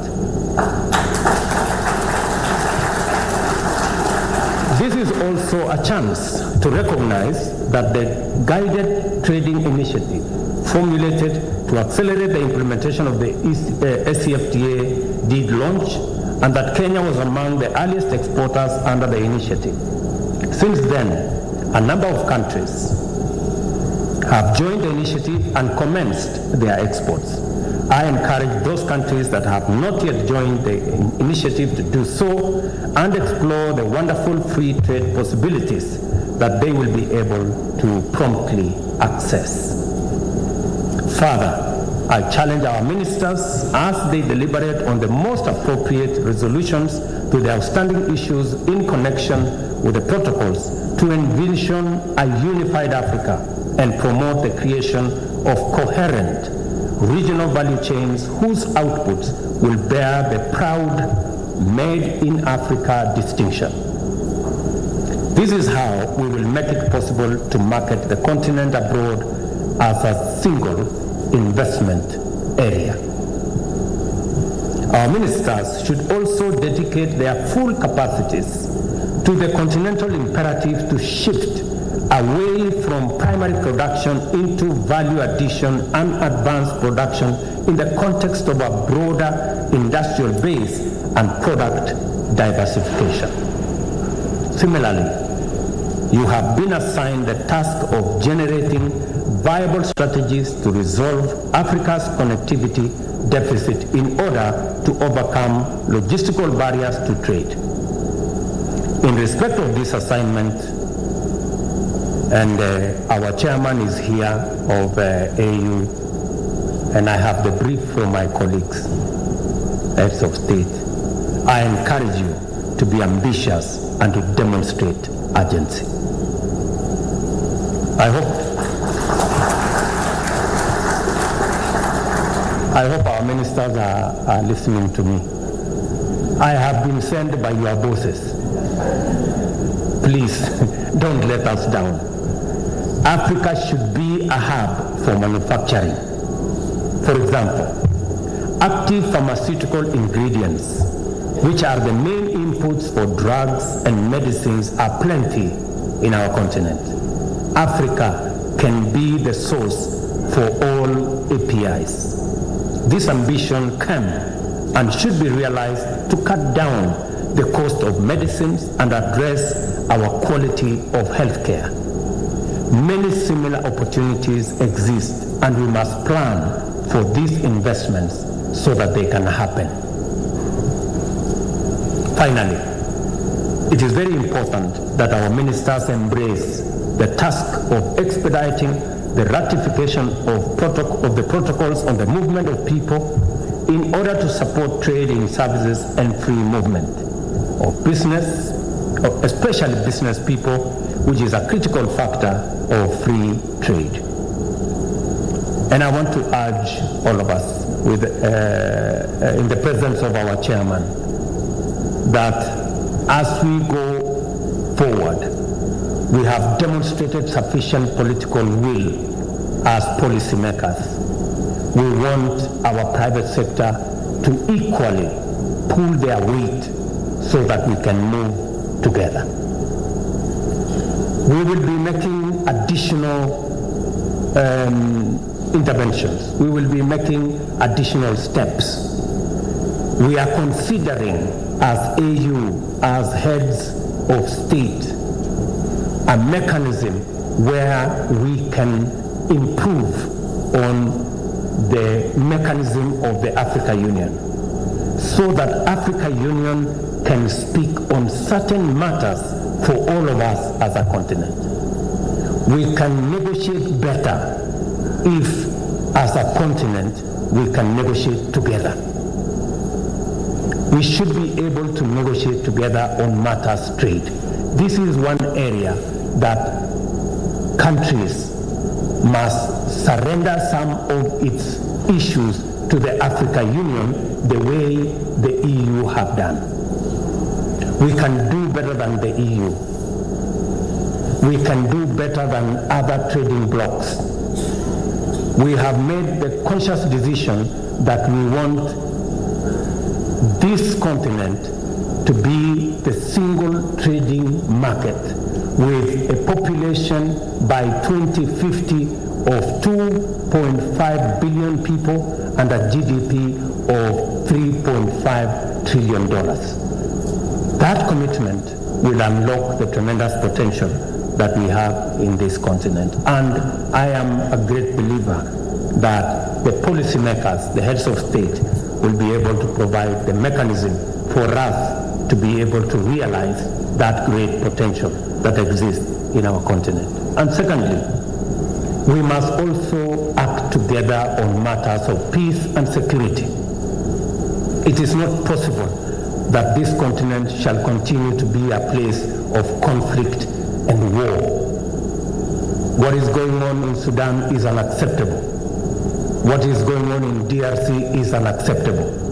We must be able to work together so that we do not destroy our infrastructure, we do not destroy our resources, and we harness the full potential of the African young people for them to make progress, not make war.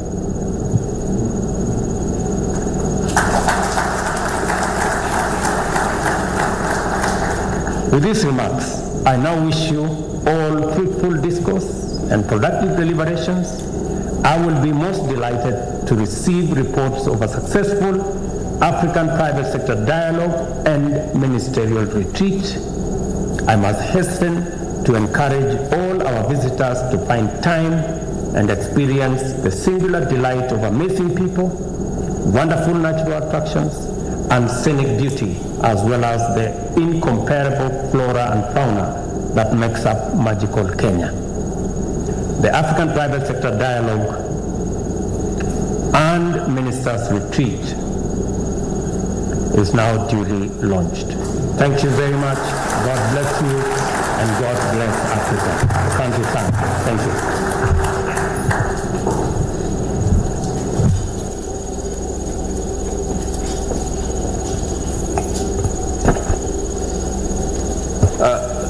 Thank you very much, Your Excellency, for very wonderful remarks. A round of applause again to His Excellency the President. Your Excellency, you have made it clear that AfCFTA is going to make Africa the next global powerhouse, and you said AfCFTA will make Africa the manufacturing hub for the globe. This is a dialogue. Your Excellency, you've just launched a dialogue with the private sector. Your Excellency have also said that the AfCFTA implementation will only be meaningful if the private sector takes over, champion it, and you have exercised your political will. Will you allow us, Your Excellency, 5 minutes to listen to the private sector voice so that it is a full dialogue? I received a yes. I will now invite the CEO of African Association of Manufacturers, Automotive Manufacturers, to come forward and make intervention of no less than 5 minutes to highlight the importance of the private sector in the implementation of the AfCFTA. Dave Coffey, please welcome.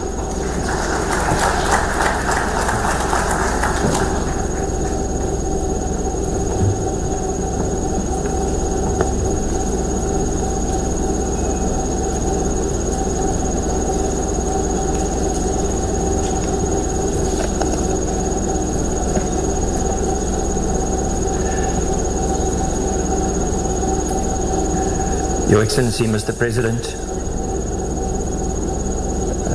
Honourable Ministers, Excellencies, ladies and gentlemen, thank you for the opportunity to engage you specifically on the automotive industry in Africa.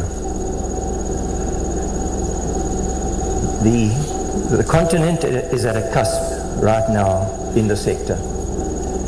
You have 5 countries in Africa that are either, these are hub countries, assemblers that are either implementing policy or approving to implement policy this year, and they include Kenya, Nigeria, Ghana, Cote d'Ivoire, and Egypt.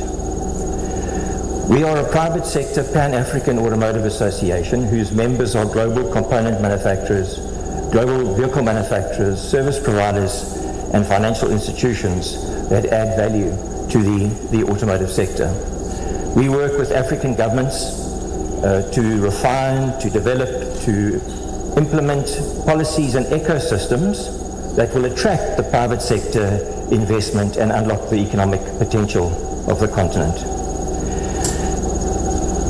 Africa can become the manufacturer of between 4 and 5 million vehicles a year, with the benefits of significant employment and contribution to GDP, and obviously a big impact on balance of payments. This would be 20 CKD plants completely knocked down on the continent, which will have a very significant impact. So our mission is to industrialize and grow the sector in Africa. The industry is a global production and trade system with OEMs deciding where they're going to manufacture what. And you're not going to have the same vehicle manufactured in the same location in Africa. It will be a production and trade system where OEMs make specific models in specific locations and trading across the continent and importing into those countries too. The component manufacturers will follow the OEMs. That's how it works. The OEMs drive the scale, the technology, and the OEMs go in and invest themselves. The effective implementation of the Continental Automotive Strategy will cause the OEMs to decide what they do where. It's very encouraging that we have had a Continental Strategy approved as a living document that's going to get implemented by a task force that also comprises of member states. This is a significant step and is the right way to go about it. Not every country will assemble a vehicle. Some countries will participate in the value chain, and that's what's absolutely critical for inclusivity across the continent. The architecture of these policies is very important, that it promotes production and trade across Africa. But I want to just touch on the rules of origin, because well-structured and ambitious rules of origin are very, very important to industrialization. And particularly I want to touch on component manufacturing, because I know there are concerns from emerging economies that the rural can't be too high. We promote a 40% for a number of reasons, and I'm going to share with you the reasons why it is inclusive. But they are critical, well-structured, and ambitious rules of origin are critical to support industrialization in any free trade area. Global component makers and countries won't allow the industry to be placed at risk after taking decades to actually create that industry. So it's important to find a balance. Too low levels of originating material will allow people to manipulate the system with transfer pricing, poor customs controls, etc. We can't afford that. We have one opportunity to actually industrialize Africa and the automotive sector. We know that there's a great and growing interest in our minerals in Africa. It's critical, and countries are taking that lead to actually transform minerals. From an automotive perspective, it doesn't mean you have to make a battery. You can add value in the value chain, and actually that contributes significantly to the industry. It's every country doesn't have to make a full component. It can make part thereof and actually pass it on to a neighbor for value addition, and that's important.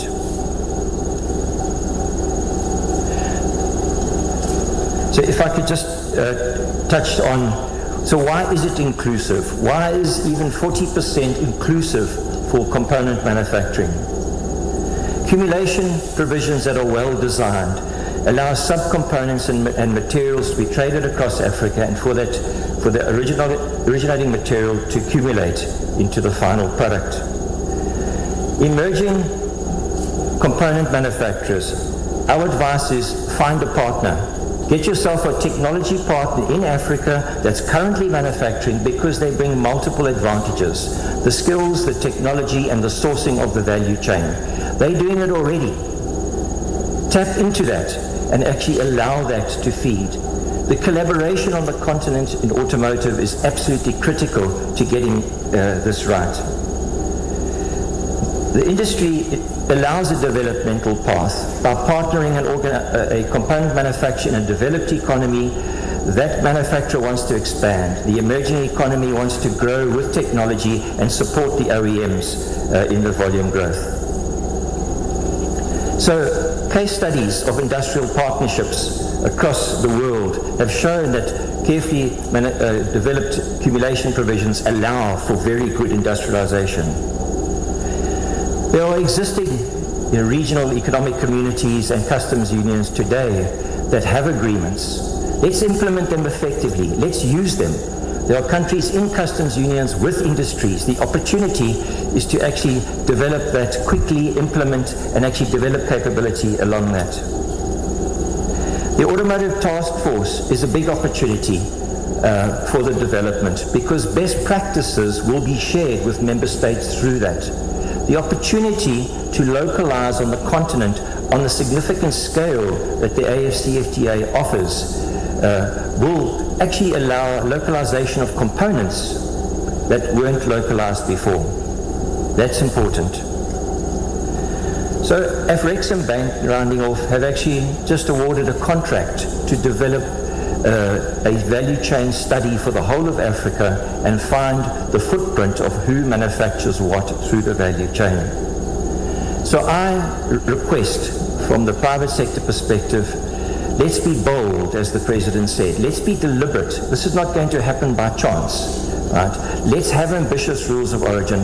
Let's think beyond our own country. Let's think Africa and collaborate, actually, to bring about a well-integrated automotive industry in the future. This is the chance we've got within the AfCFTA. Thank you. Thank you very much. Your Excellencies, ladies and gentlemen, we've come to the end of that particular session. So to wind up, we would like to all be upstanding, as we are now going to finish that particular session with the national anthem, after which we shall allow His Excellency to retreat before we get to the other engagement with the private sector. So at this point, I'll request that if there's anyone who's seated, to kindly be upstanding as we now have the national anthem.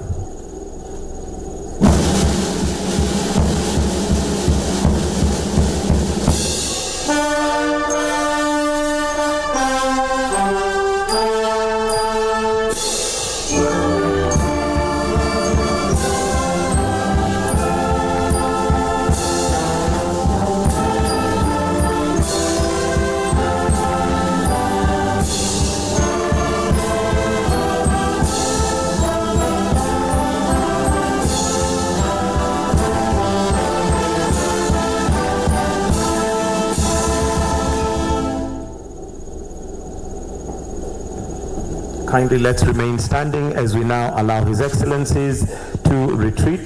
Then the next session you'll be guided on how that will begin, where we'll have the private sector coming in for panel discussion.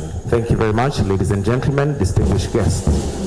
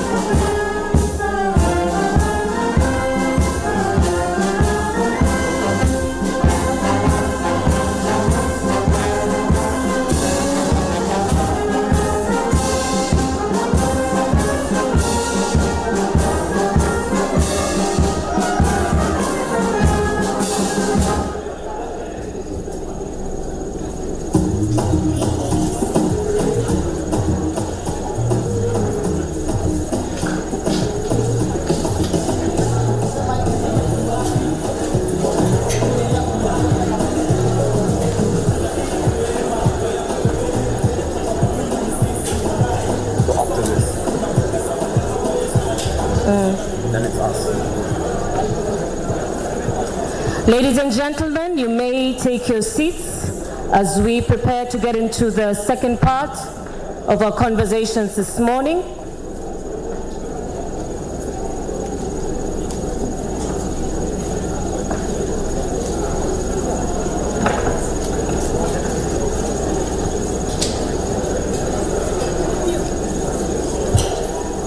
Ladies and gentlemen, please take your seats as we get into the second phase of our morning.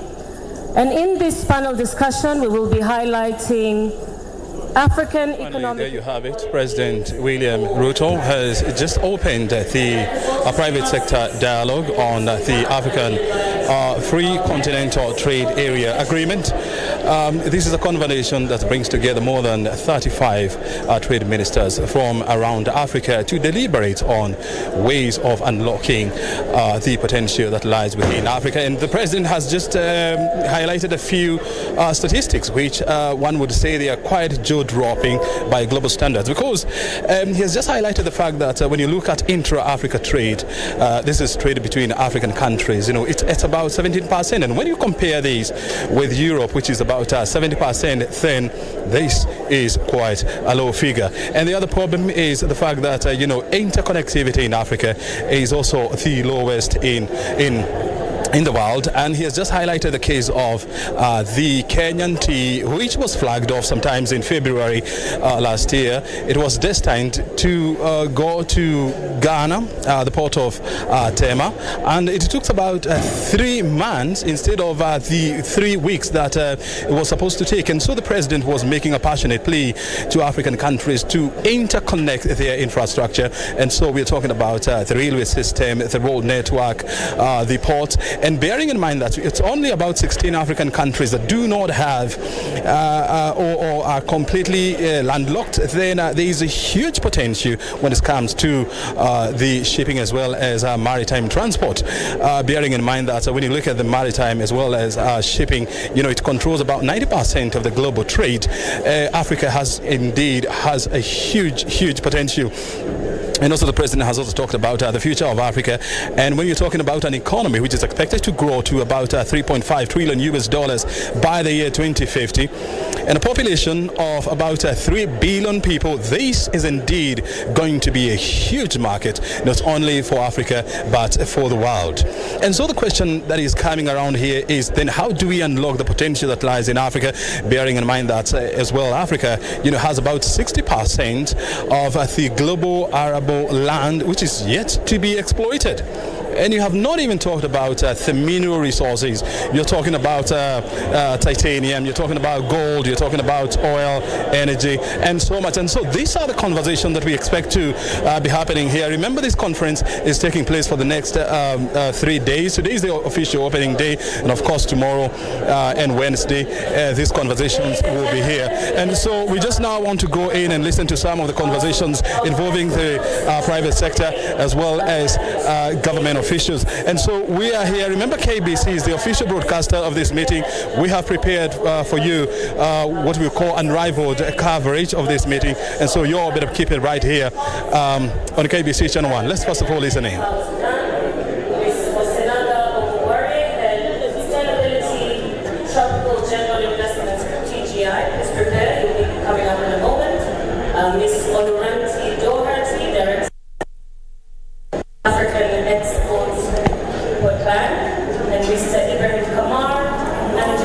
Managing Director East Africa, Electric, and Dr. David Swanky, CBS Chief Executive Officer, Equity Bank. In just a moment, we will be having a panel discussion that highlights some key conversations from continental leaders who have been put out from across the African continent.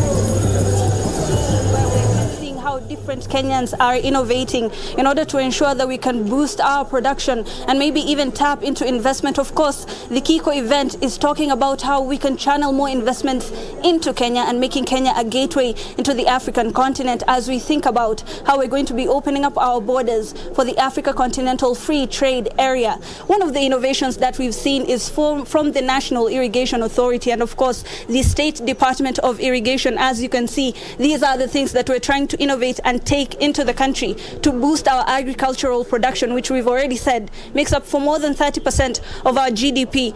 Engineer, if you could just tell us, what exactly are we seeing? We're seeing a lot of pipes and wires. If you could just explain to us very briefly, what are we seeing right now? Yes, here is a system to manage water administration in irrigation. So it is called IFAM Management System. It is a system to manage water administration in the farm using an Android app. So this is the app here. It has everything that you need in a farm. So you can monitor the farm, you can control the farm from a distance remotely. That is very interesting, engineer. I'm seeing IFAM management system, and of course, it's powering up, of course, and it's dripping into these plants. How is that even possible? Here we have moisture sensors, moisture percentage sensors, and you have a temperature and humidity sensor here, and you have a system here that is using the Internet of Things through even the GPS, GSM, or even the Internet. You can get to know what is happening in the farm, and you can also control what is happening at the farm from whatever place you are in. And finally, engineer, if you could just tell us, this just is such an interesting thing that you could have in your farm. If you could just tell us, for a normal Kenyan such as myself, I have my little farm, especially in the urban center.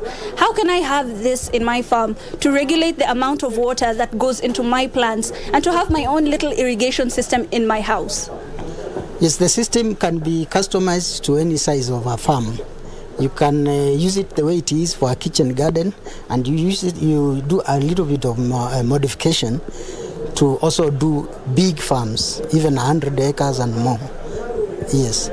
Mr. Engineer, you've talked about big farms, and of course we know that the government is working on the 100 dams project, 100 dams that are going to be in different areas of this country, covering various counties that are arid and semi-arid, in order to ensure that we have more irrigable land. If you could just tell us, first of all, introduce yourself. You're currently live on KBC Channel 1. The 100 Dams project, what is the progress and what exactly should Kenyans be looking forward to? We are still under the stage of involving the investors on the public-private partnership on the 100 dams that is supposed to be implemented by the State Department. Apart from that, there are several other projects that are underway. They're in the plans. We're supposed to also to increase the area under irrigation for Galana Kulalu by about 350,000 acres of land. We're also supposed to increase hydro, over 1 million acres. We're also supposed to increase the high ground falls by 500,000 acres of land. The State Department is very keen on ensuring that we increase, of course, land that is under irrigation. We've seen this innovation and how that could help in preserving water, and we've also seen how water pans are helping different areas across this country. If you could just tell us, for the Kenyans who are always seeing every single year, there's a cycle of flooding and then there's a cycle of drought. What are some of the plans by the department to ensure that this doesn't happen for another year? Okay, as of now, the department is implementing those areas where we have problems to do with floodings when it rains. It is implementing some ditches. They're supposed to also be design the water pans to store water. We are also trying to also implement the PPP plan so that it can also provide some dams for storage when there is water that is sufficient. It can be stored, and when water is not sufficient, it can be used to actually irrigate the farms during dry seasons. And the National Irrigation Authority, of course, has made these plans very clear, and Kenyans should be hopeful. Is that what you're telling us? Yes, Kenyans should be hopeful because even this IFAM system that we are trying to come up with has a lot of advantages in such a way that the water that is supposed to be used in the farm will be used in an optimal manner and efficiently, because now what will be dispensed is only what the plant will require. Then it will also save time. You can manage the farm remotely where you are. Apart from that, the system can easily be upgraded from time to time. So that's why we are coming up with a lot of innovation to ensure that irrigation is superb in Kenya. And of course, innovation is very important in the Kenyan scene, and ensuring that we come up with new technology in order to ensure that we not only increase our production but also our outreach, and to ensure that we are food secure. Of course, now I have to usher you back to the plenary session where we shall be talking more about this.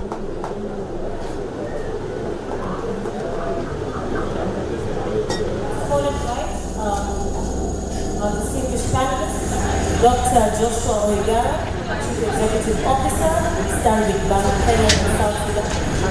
Let's put our hands together as our panelists come to join us. Ms. Osenaga Omogwari, Head of Sustainability, Tropical General Investments at TGI Group. Let's give her a warm round of applause as she makes her way up on stage. Ms. Oluranti Ohat, Director, Export Development, African Export-Import Bank. Let's give her a warm round of applause as she makes her way on stage. Mr. Ibrahim Kamar, Managing Director, East Africa, Elsewhere Electric. Let's put our hands together as he joins us on stage. And Dr. James Mwangi, Chief Executive Officer, Equity Group. Let's put our hands together as he makes his way up on stage. Your Excellencies, all protocols observed. As we have all heard this morning, the private sector is an indispensable stakeholder in the African continental free trade area, given, of course, its ability to catalyze sustainable economic development as well as job creation. The AfCFTA aims to create a conducive environment that will drive increased income and market size impacts, with the AfCFTA expected to integrate and consolidate Africa into a single $2.6 trillion market. What then is the role of Africa's private sector in transforming such ambition into action? Ladies and gentlemen, our conversation will seek to understand the role of the private sector and to kick us off, first some very quick insights from our panelists on what you perceive as the benefits of the AfCFTA to the sectors that you represent here today. Dr. Oigara, we'll start with you. Thank you very much, Teria, and I must thank Honorable Moses Kuria and our Trade Minister, Investment, and also the panel, this conversation this morning. I'd like to give you just some perspectives on private sector. So a good position is that we continue to see progress in the last couple of years. A number of information shared from AfCFTA early in the morning in terms of manufacturing, credit provisions, investments, and growth comes, a lot of it is done by private sector. And the numbers we just repeated in the morning, 80% of total production comes from private sector across the continent. 68% of total investment is driven by private sector. And 75% of credit provision within our markets coming from the private sector. And then 90% of jobs created or opportunities are provided by the private sector. So I think the question to reality today is the pace. How quicker can we move forward to harness the opportunities, not within just East Africa, but across the continent. So the journey is out there for ourselves, and I think it's how we move much faster, quicker in this decade to realize the ambitions you've set here. Thank you, Joshua. And of course, we will be addressing the pace in our other panel discussions that will include the government leaders as well. Ms. Omogwari, your comments? Okay, thank you. Standing on existing protocol, Dr. Joshua has said bulk of everything. And I remember telling Mr. President this morning that I want to go back to Nigeria, where I came from, and be able to give my investors and shareholders the hope that beyond West Africa, they can invest in Kenya, they can invest across the continent.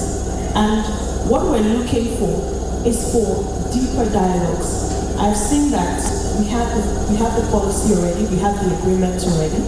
We need to continue to have these dialogues until it becomes so intense that actual implementation starts. So that is what I see happening as we continue to have more dialogues. Thank you very much. Ms. Zohasi, your opening remarks?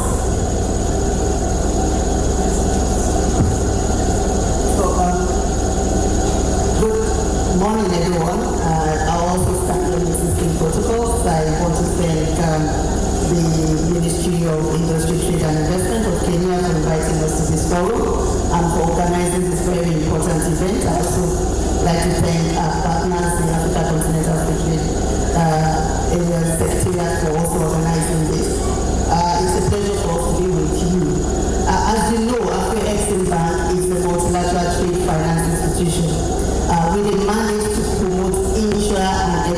intra-African trade. So if there's anything that is more dear to our hearts as African Bank is the promotion of intra-African trade and the implementation of the AfCFTA. We've been working on this for quite a number of years now, and if I must say, as at 2021, African Bank had increased its interventions, financial interventions to support the promotion of intra-African trade to disbursements of over 21 billion as at 2021. And we have set for ourselves a target that by 2026, we want to see our interventions.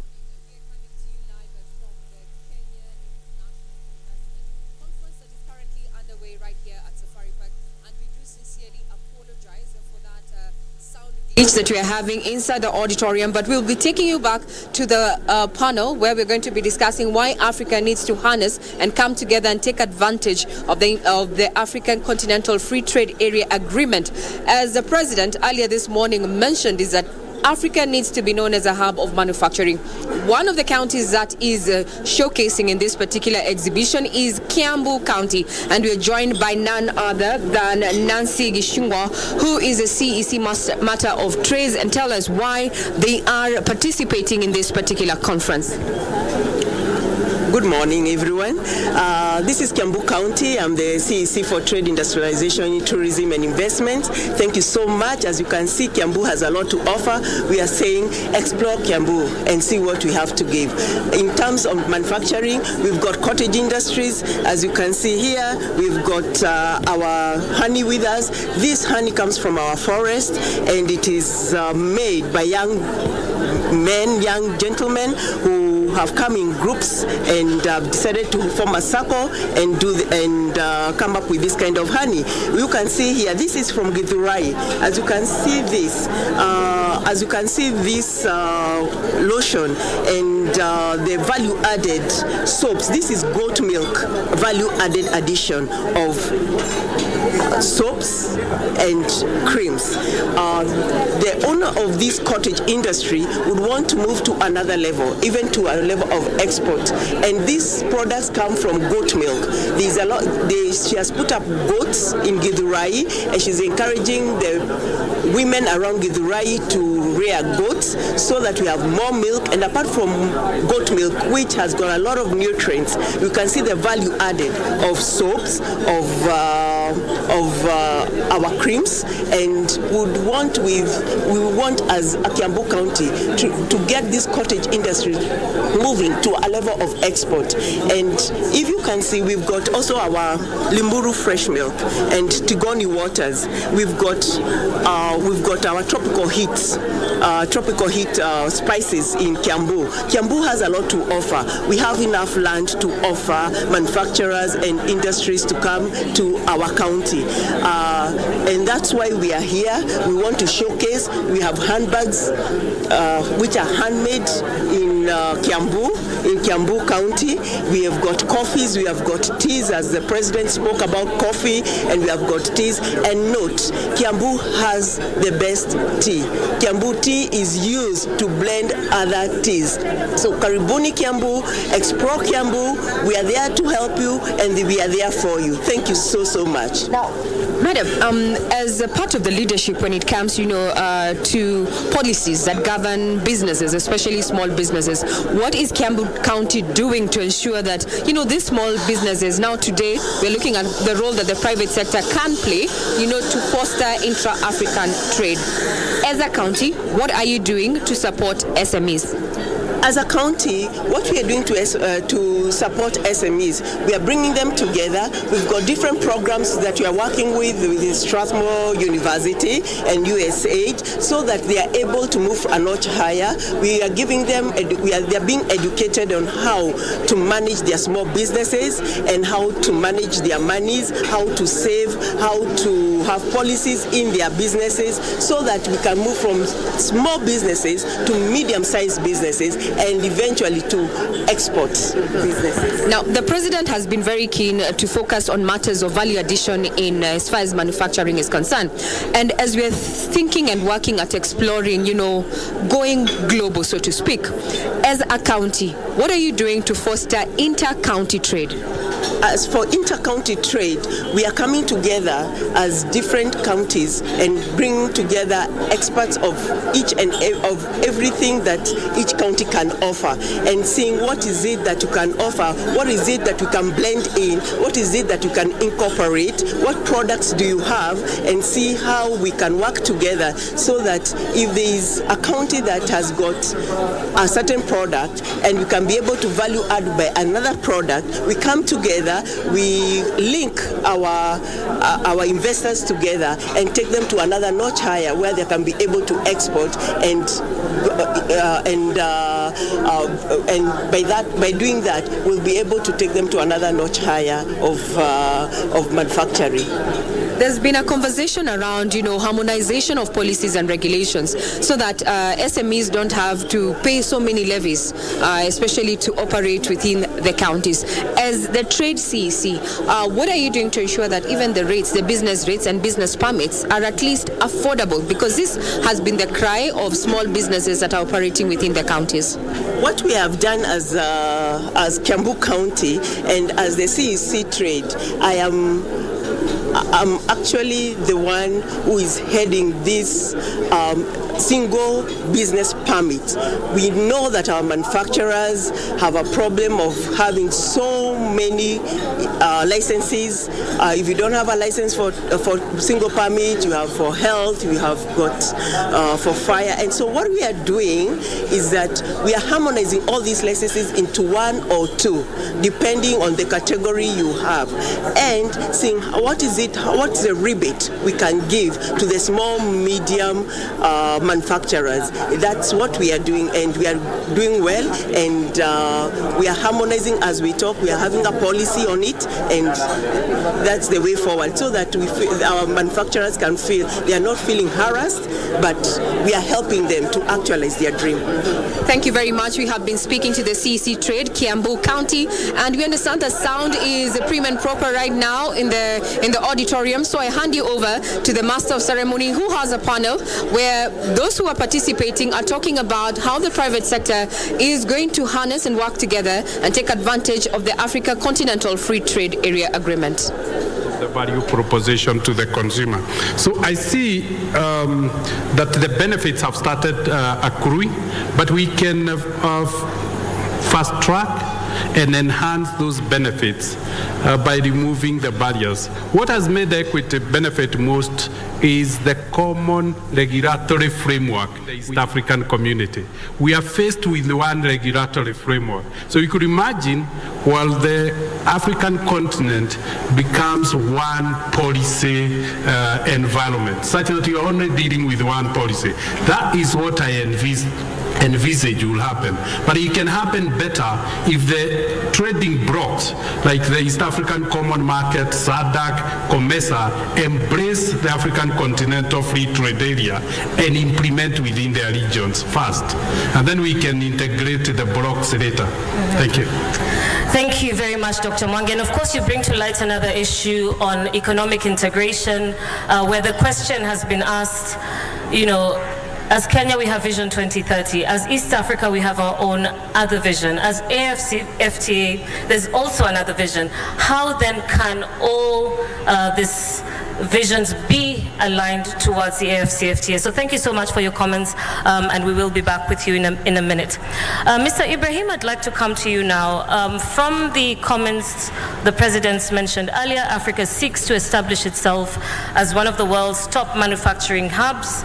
A lot has been said, though, on what it would take for Africa to truly industrialize and reap the benefits of the AfCFTA. I'm curious, from your experience and position, what are some immediate steps that can be taken to begin to move that needle? Given words that have been mentioned earlier today, such as pace and speed. Thank you very much. So, as a matter of fact, from our experience, there is basic items which always affecting the decision of investment or the trade. Definitely, as has been stated by His Excellency today in the morning, it's very well known. Infrastructure is something which is always hedging our opportunities for free trade. But now there is a big steps of involvement of the private sector itself to be part of the infrastructure investment. And this is really something we have to work hard on the regulation and the policies to enable efficiently the participations of the private sector in upgrading and in improving the infrastructure. Especially there is a huge gap of finance needed for infrastructure improvement. Second, definitely, which is very known, is the finance availability and access to finance. Definitely, while we are always going for investment, we always look for accessibility of finance and cost of finance, which is definitely our friends here will be talking in much more details. And the point which has not been highlighted very much, and I really would like to emphasize on, is the skilled labors and training and development of our African calibers and African laborers. And again, this is very important, and this is not only the government which having a role on that, but also the private sector.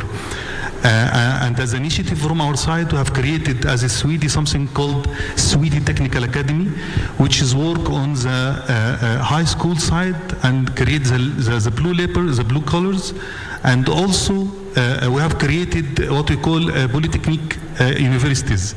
So we can get the qualified and skilled laborers for our investment to be able to serve it in a good way. And definitely the most important thing, which is always facing us and always something we have to work with the governments of improving it, is non-tariff barriers. Tariff barriers is known. We know it, it's written. But the non-tariff barriers always is a surprises for us, and definitely it's always hedging a lot of opportunities of the intra-Africa trade policies. And definitely, as His Excellency say, peace and security is something always we are seeking for to enlarge our investment. Thank you very much. Thank you very much, Mr. Ibrahim. Mr. Hati, I'll come to you now. As President Ruto alluded, we truly cannot talk about the AfCFTA without talking about the discrepancies in our multi-currency Pan-African economy. What could you say are some of the successes and challenges that AfreximBank has had in enabling seamless trade across borders? What more can be done to hasten the process? Thank you very much. Hello, okay. Thank you very much for that question. If you could recall the speech of the head of states early this morning, when he was talking about solutions to enable us improve intra-African trade, one of the key things he mentioned or alluded to is the Pan-Africa payment settlement system that both AfreximBank and the AfCFTA Secretariat are championing in promotion of intra-African trade. We believe this is something that, if embraced by all, will really be a game changer. For instance, I mentioned earlier that AfreximBank up to December 2021 had disbursed about 21 billion in support of intra-African trade, and we set for ourselves a goal of 40 billion by 2026. But we realize that if we're going to achieve this goal, we have to think outside the box. We have to employ the use of digital platforms to be able to, move African countries to trade more with each other and to be able to work seamlessly to boost intra-African trade. And we also want to pay a lot of emphasis on private sector as we move on with this initiative. And that's why we created what we call the African Trade Gateway Platform. The African Trade Gateway Platform is a digital ecosystem that was created by AfreximBank.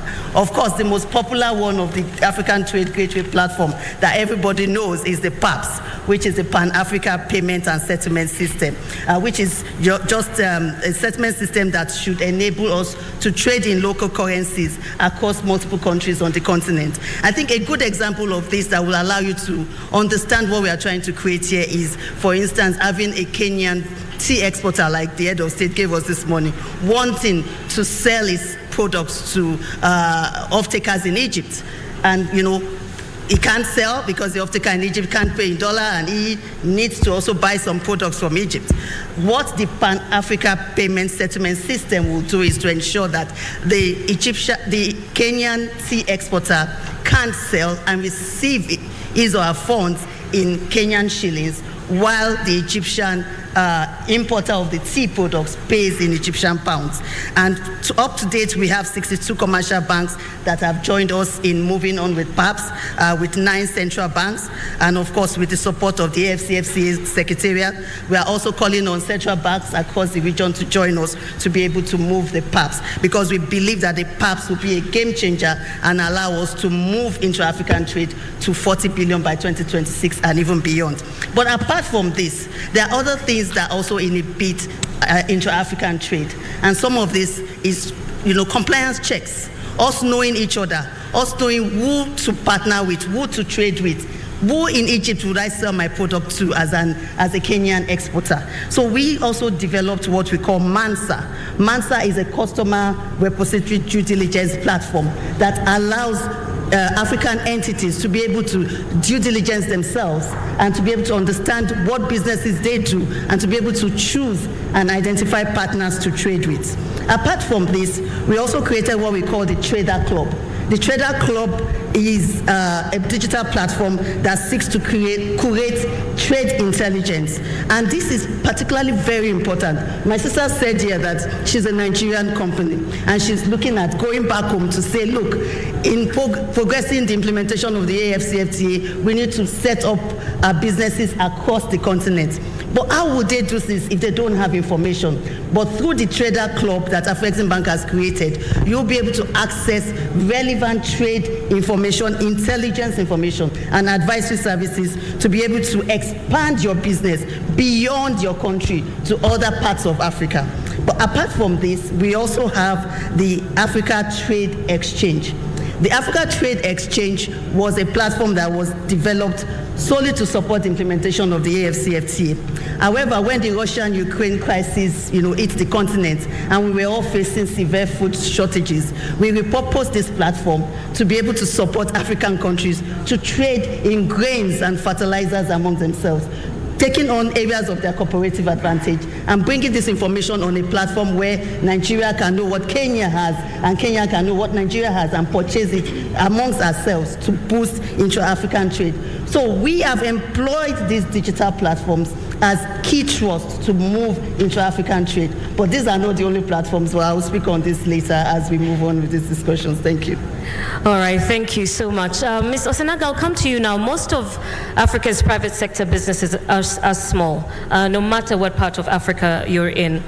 How does the private sector, especially the organized private sector, build supply chains that will enable a pipeline of businesses that can actually take advantage of the AfCFTA? Thank you very much. It is true that looking at things on the ground, looking at things realistically, the small businesses do not stand a chance when it comes to assessing opportunities that the AfCFTA provides. And that is why what we have to do as private sector is to prepare them. I'll start with a few things that we are doing as a private sector predominantly invested in West Africa. So Tropical General Investments Group is a conglomerate of diversified investments across different economic sectors ranging from agribusiness, finance, oil and gas, but primarily agribusiness. And the people that we focus on mostly are the people at the bottom of the pyramid. That's the local farmers. And like one of the panelists here said just now, many of these farmers do not stand a chance because, first of all, they do not even understand what the AfCFTA is about. They are not organized enough, but they are the ones who actually feed the economy. So because they do, we have to strengthen them.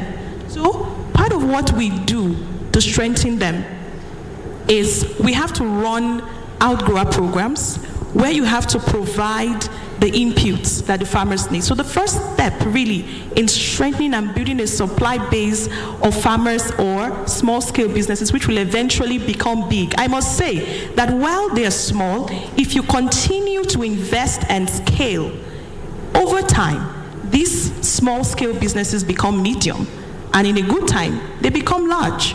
So the first thing we do is finance. So as private sector, we have access to finance, we have access to the central banks, we have access to the development partners. So we give these people, these small-scale businesses, input packages at 0% interest rates, which they can use conveniently. So this is the story of a typical farmer in Africa. He has between 0 hectare or 0.5 hectares to about 2 hectares.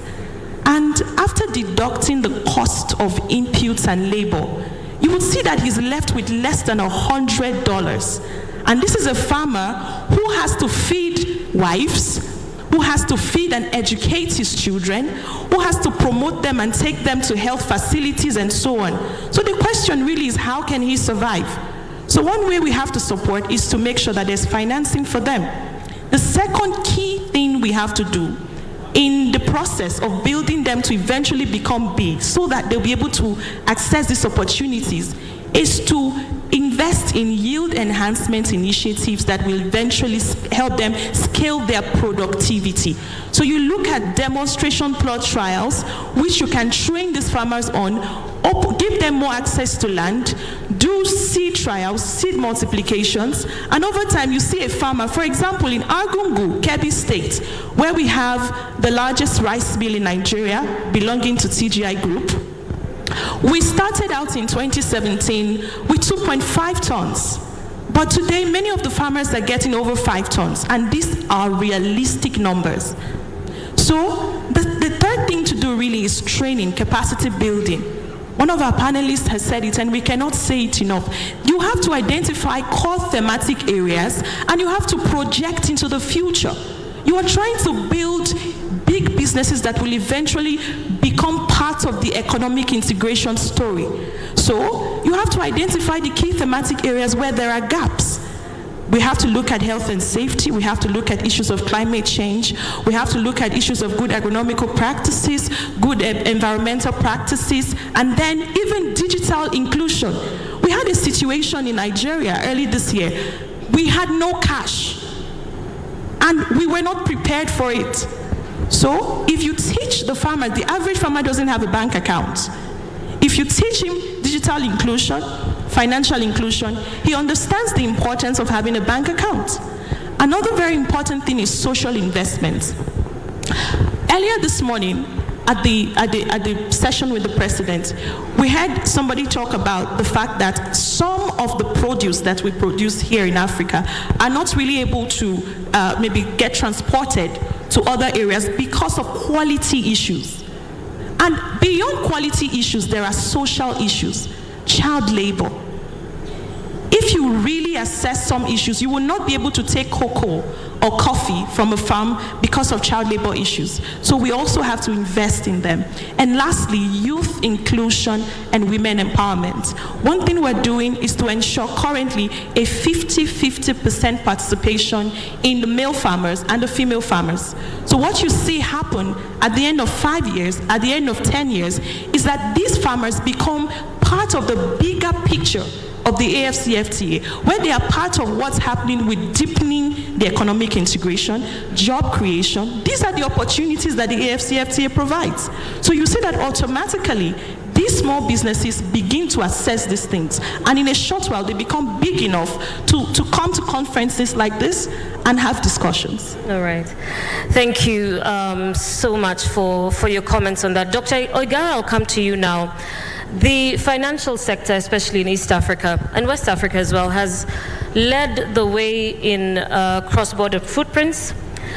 In your previous capacity in the financial institution you were in, it had also engaged in an ambitious regional expansion plan across the wider East African region, going neck to neck with Equity Bank as well. And from your perspective, what lessons can we learn from the banking sector on expansion that can be implemented across other sectors? Thank you very much, Serian. Let me speak much more about where I am. The Standard Bank's 20 plus countries on the continent, Africa's largest bank by far, more than 160 years of business.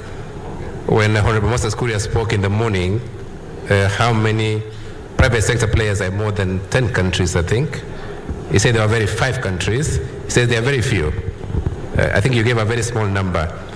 And over time, if you look at our expansion, because we have businesses in West Africa, in Nigeria, in Ghana, we have businesses across Southern Africa, we run banks in Eastern Africa and in the north of Africa. I think what I would say for me is, what we need to see is a bigger pace. Trade and investment is a big area for us to follow the business processes today, away from the basic agriculture to value addition, from mineral resources to value addition, so energy investments. I mean, our size of investment in terms of balance sheet is $150 billion across the continent. And I would say that there's a lot of actions. So what Dr. James spoke earlier as a counterpart is we also work very closely with regional banks. As a large African bank, we work with the Afri-Exim Bank, we work with African Development Bank. I think there's a little bit much more of coordination that is required and moving faster. Sometimes we see more bottlenecks, and when you speak a lot with the trade ministers, we see a lot of these difficulties. We haven't seen that. I mean, if I look at our own journey on the continent for more than 100 years, the AfCFTA brings in a lot of capabilities for us to leapfrog now, especially the younger people who are much more convicted actually about solutions for our problems. Because our future cannot be about having old ideas addressing the current emerging problems of the continent. The President spoke about technology investment, enhancing value addition for agriculture. So those areas is where we see a lot of investments. And whether you're in Malawi today, or Angola, or you're in Egypt, or in Kenya, you see the same energy and conviction. So if one thing I will say, banks have been so much on the forefront of enabling trade. So initiatives like a payment switch for the continent enables trade to happen much faster. It shouldn't stop us. I think we should accelerate what works well, which is what we have seen in the last few years, and we should catalyze the investment being today to be able to move forward in terms of investment. So I would say the banks have done much better in the last couple of years. We'd like to see much more partnerships. So wherever you go on the continent, you'll find an African bank that can do business for you, for your activities. Thank you. Thank you very much, Dr. Igara. So as we come to an end, I'm going to give 1 minute to all our panelists to respond to this question.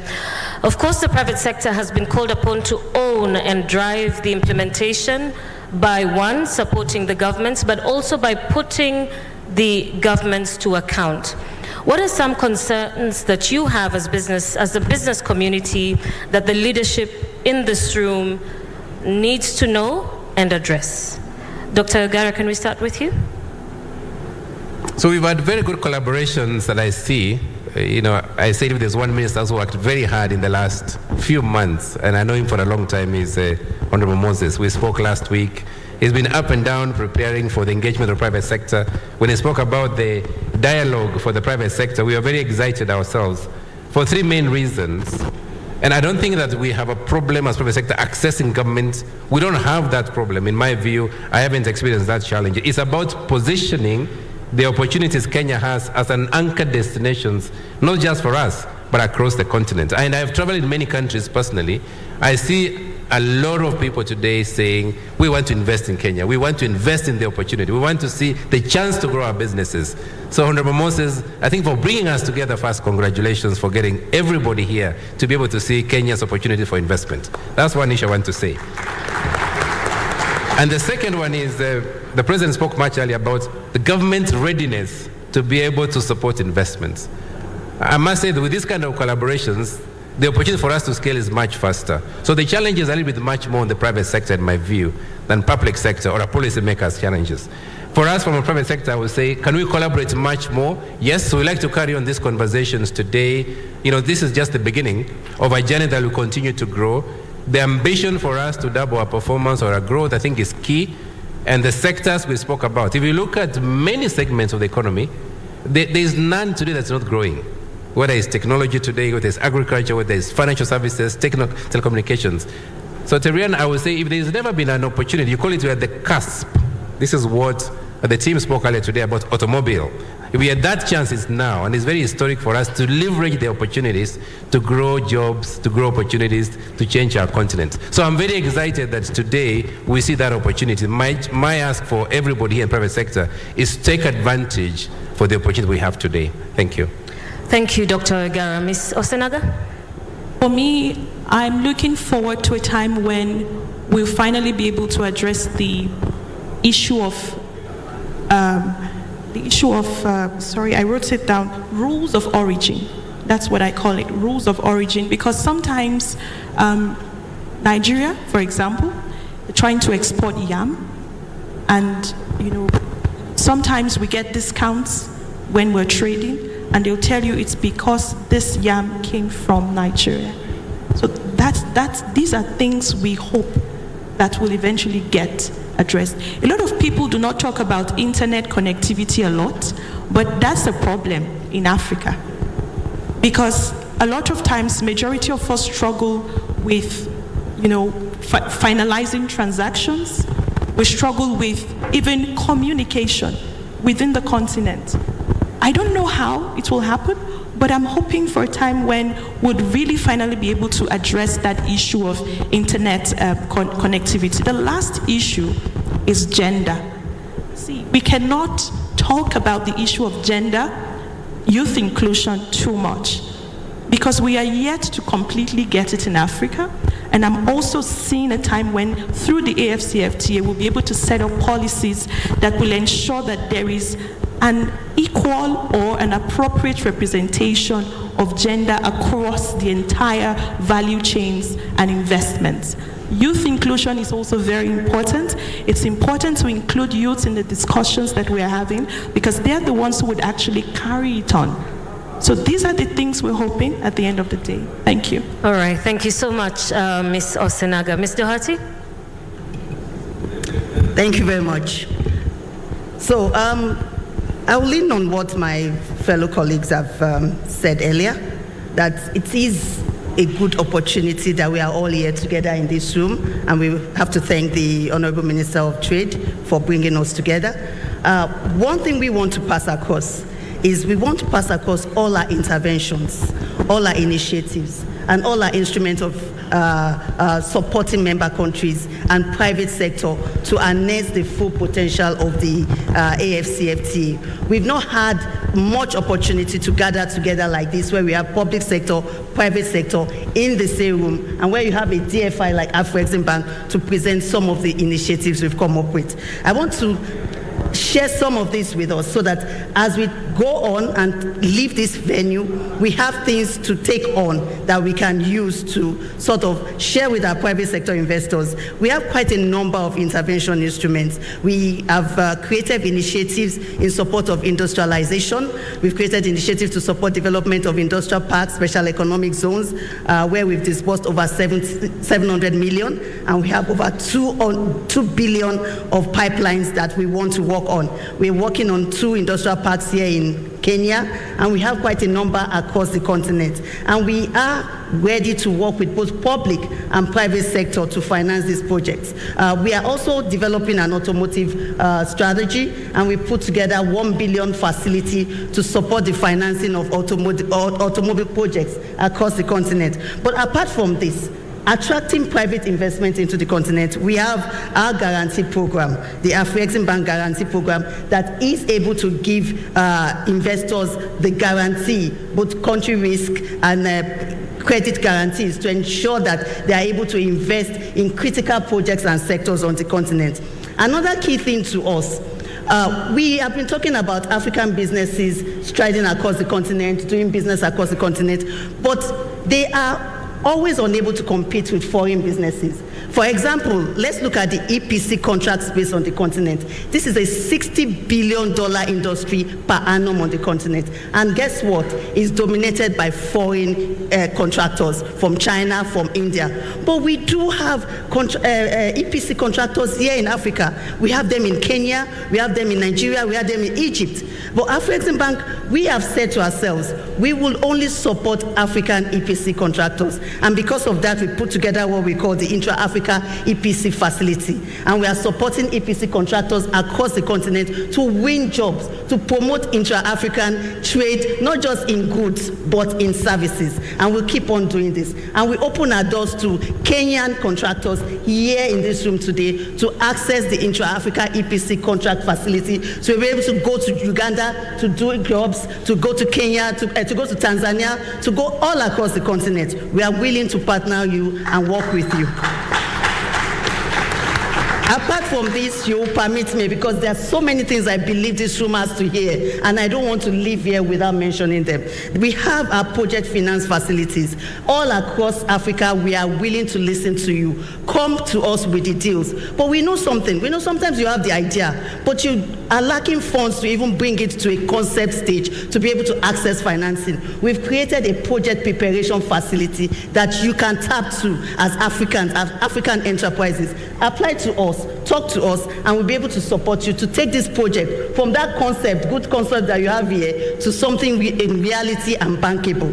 And apart from that, I want to assure you that AfCFTA Bank, your bank that promotes intra and extra African trade, your bank that is supporting the implementation of the AfCFTA, we also have created a subsidiary company called the Fund for Export Development in Africa, because we also know that some of the challenges African enterprises have in scaling up is sometimes access to equity or quasi-equity instruments. So we created the Fund for Export Development in Africa, and this fund is able to provide equity interventions to African-owned enterprises. So please, public and private sector investors here today from Kenya, from Egypt, from South Africa, please take advantage of the Fund for Export Development in Africa, because it is your own. And the last I will speak to is SME intervention. I know most times we DFIs are always accused of, oh, you play it high up there, you play it too big, you are too high, and there's a disconnect between yourselves and the small scale businesses. AfCFTA Bank has looked at this area critically, and we came up with SME interventions. We came up with what we call an export SME development program to help export African businesses in the export value chain to scale up, to prepare to start trading with other countries, to promote intra-regional trade.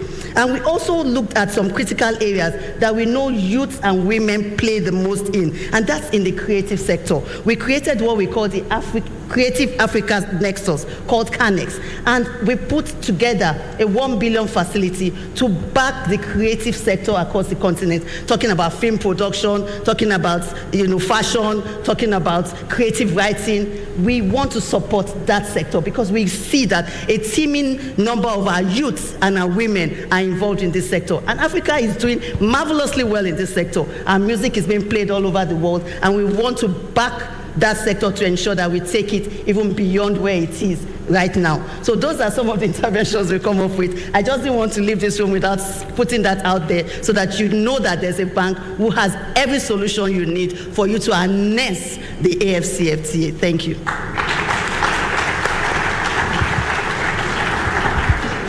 Thank you very much, Ms. Doherty. Mr. Ibrahim?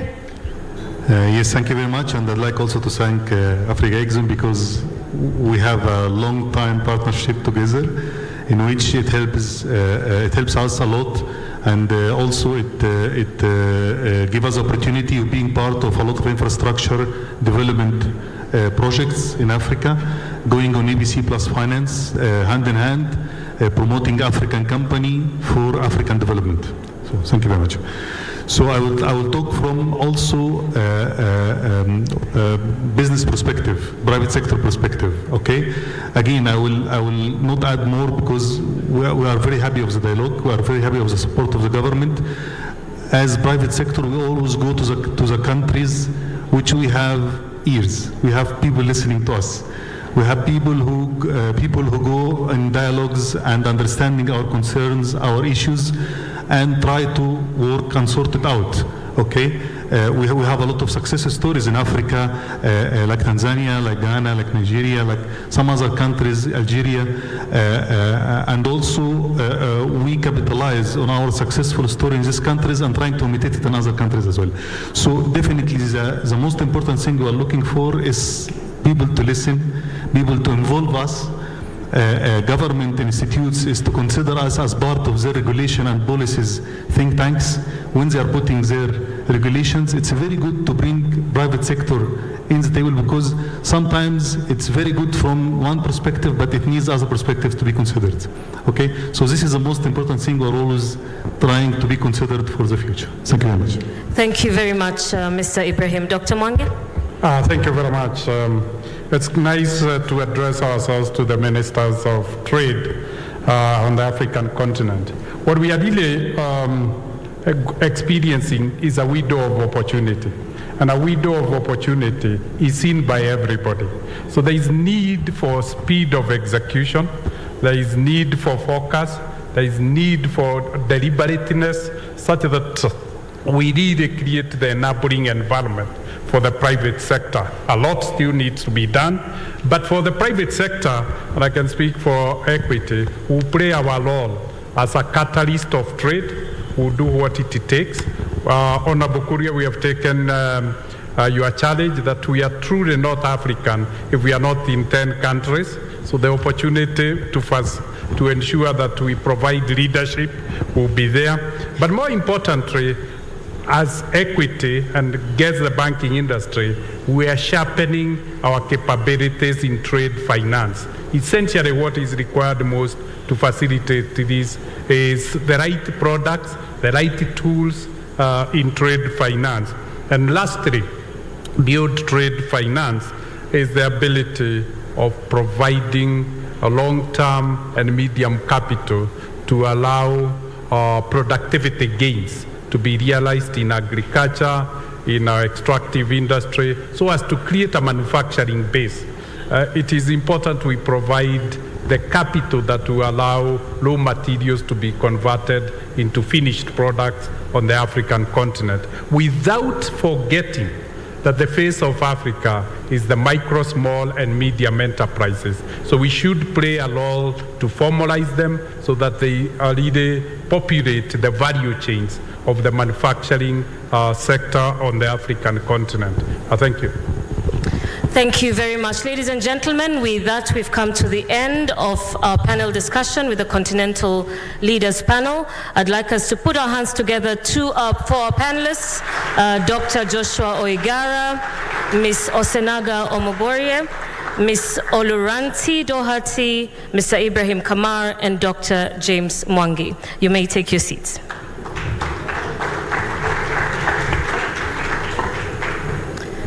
All right, at this point, I'd like to hand over to our MCs to put our hands together for our MCs for the day who will be taking us through the next steps of our day. Karibu sana. Please put your hands together for Terry Yand. Thank you so much for moderating that. Good afternoon. Well, almost afternoon, ladies and gentlemen. Now I'd like to ask all of you to enjoy the exhibition, walk around for the next hour. We will then have a lunch break, and after that we will have breakout sessions, and they will be as follows. We'll have a round table to discuss the regional value chains and Africa's industrialization.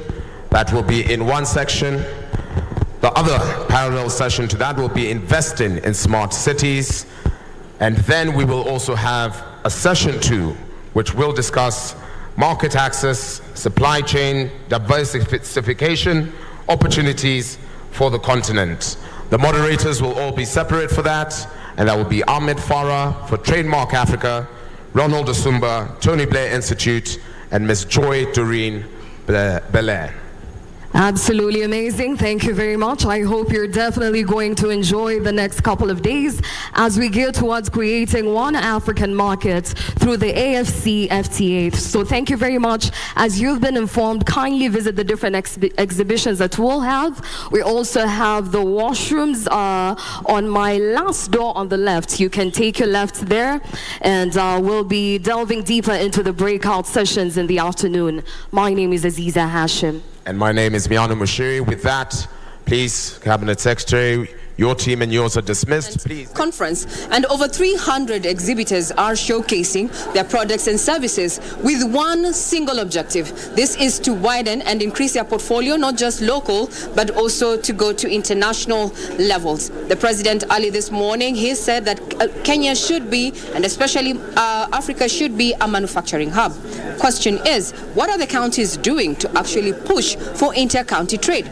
We are at the Kitui County stand, and as you can see, they have their products quite on display. And joining us is Franz Keha, who's going to tell us what this particular exhibition means for them as a county when the government is working at having counties support MSMEs. Thank you for coming to Kitui County stand. My name, as I've indicated, is Francis Keha, Assistant Director, Trade and Industry.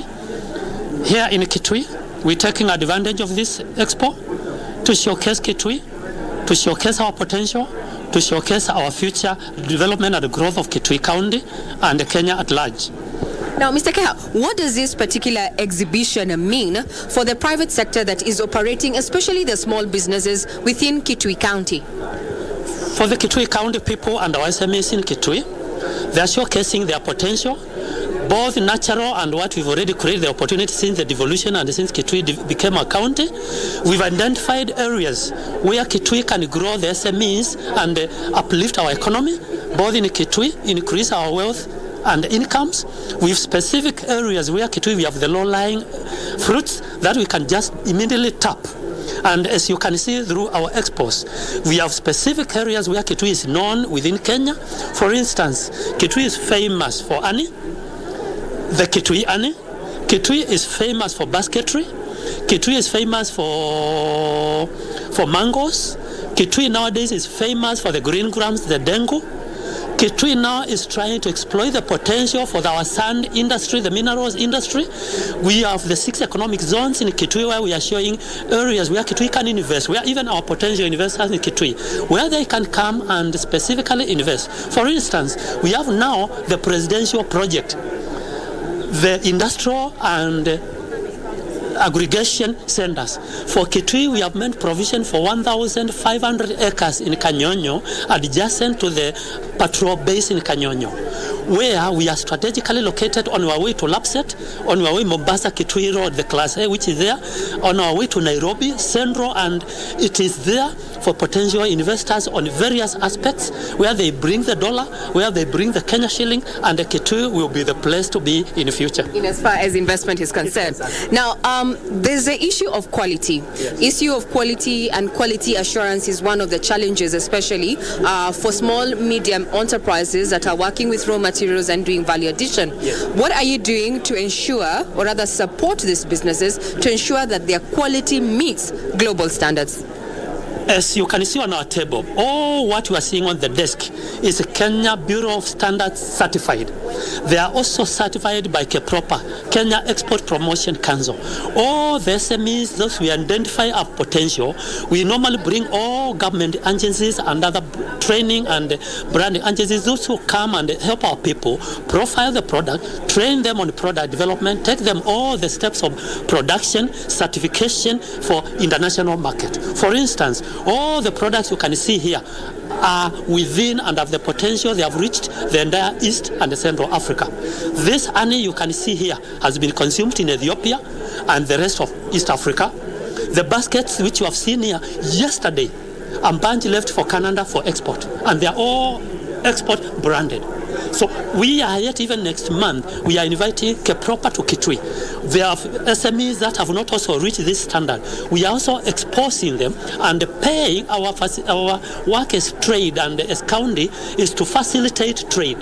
So once we identify their gaps, we fund to enhance them, grow to the international market. So we are internationally certified. KEFIS have tested our products, and each and every person who sees, actually all of them, they are even barcoded. So they are ready for the international market. And what about our local consumption? We've already consumed, we've certified, charity begins at home. Thank you very much, Keha, there for that particular explanation. And as you've heard, KBC Channel 1 is going to be keeping tabs on this particular conference that runs all the way from today to Wednesday, with a culmination at the end of the week in Meru County. For now, I hand you over to my colleague, Brian Kimani, who is also on the other side of this particular facility where the conference is still ongoing. To you, O'Brien. Automotive manufacturers, AAAM. Well, thank you very much indeed. We continue to give you unrivaled coverage of the Kenya International Investment Conference, which is taking place here at the Safari Park Hotel. This event is going to take place for the next 3 days, and of course, you expect nothing more but the best in terms of coverage. This morning, a lot of conversations about how to advance intra-Africa trade, which is estimated to be about 17%, which by global standards, I mean, I've been telling you this, it is quite low. The other conversation coming around here is how to increased funding to small, medium enterprises, which are the backbone of industrialization, not only here in Africa, but around the world. I'm now talking to the African Association of Automobile. This is the CEO, Mr. Dave Coffey. He made a very interesting presentation around the status of automotive industry here in Africa, and I'm about to engage him. Thank you very much indeed. You were talking about Africa producing, importing almost 90% of its vehicles, as second-hand. How do we change this position? Yeah. So the demand for new vehicles in Africa is around 1.1 million per year. And yet 3 to 5 million used vehicles are imported into Africa. So today Africa is a dumping ground for the world. This is going to be exacerbated with the electrification of vehicles in developed economies because they'll want to offload them. So we really need to get our industrial policy right. At the same time, one can't just switch off used vehicles. So it'll be a transition to, our vision is to vehicles assembled in Africa. Getting that transition right, that will be affordable because it's really about affordable mobility. That's why people are procuring used vehicles. But the state of these used vehicles is unacceptable. The average used vehicle coming from Europe is 17 years old. 17. And UNEP, which has offices based in Nairobi, has done that work. And it's actually, it's amazing. Now that needs to change. So you can't have the developed world that's professing to be, wanting climate neutrality and doing what they're doing. So we are busy now with standards, and we want to have standards approved at a continental level for the minimum standard of a vehicle coming into Africa. And that's just a part of the policy ecosystem. And when you talk about, an import of about 4.5 million used vehicles in Africa, what is the potential of new vehicles in Africa? Yeah, we believe that by 2035, that the new vehicle demand can be in excess of 4 million. Okay. So it's substantial from today's 1.1 million, but it's really about putting the right industrial policy into a place, and that's what we work with African governments to develop policy, to help implement policy, or refine it where they already have policy that will attract our members to invest. Our members are the vehicle manufacturers globally, or component makers, and we have banking institutions like AfCFTA, which are committed to developing the value chain in Africa. Mr. Coffey, when you look at the African automotive industry, is it possible for us and say no import of second-hand vehicles? It is, but it's a transition. You can't do that immediately. You've got countries that have got the biggest demand of those who've done it before. So Morocco, Egypt and South Africa have banned, but they have strong assembly in their own country. You've got to have strong assembly before you do that. You've got to create a pool of used vehicles. It has to be affordable to the consumer, and ultimately you want the consumer to get vehicle asset finance for that vehicle. So it's a transition to that, and it just takes time. So build up the capability, develop the value chain, and that's some of the fear with the AfCFTA and the rules of origin, is the fear of not participating in that value chain.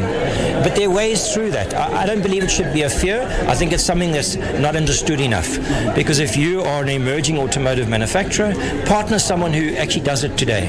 Partner them, they'll bring you technology, they'll bring you the supply chain, and they'll enable you to get to the originating material requirement to trade duty-free in Africa. So it's a journey. And let's talk about, the rule of origin. And it has been a hot topic, a hot potato topic here in Africa.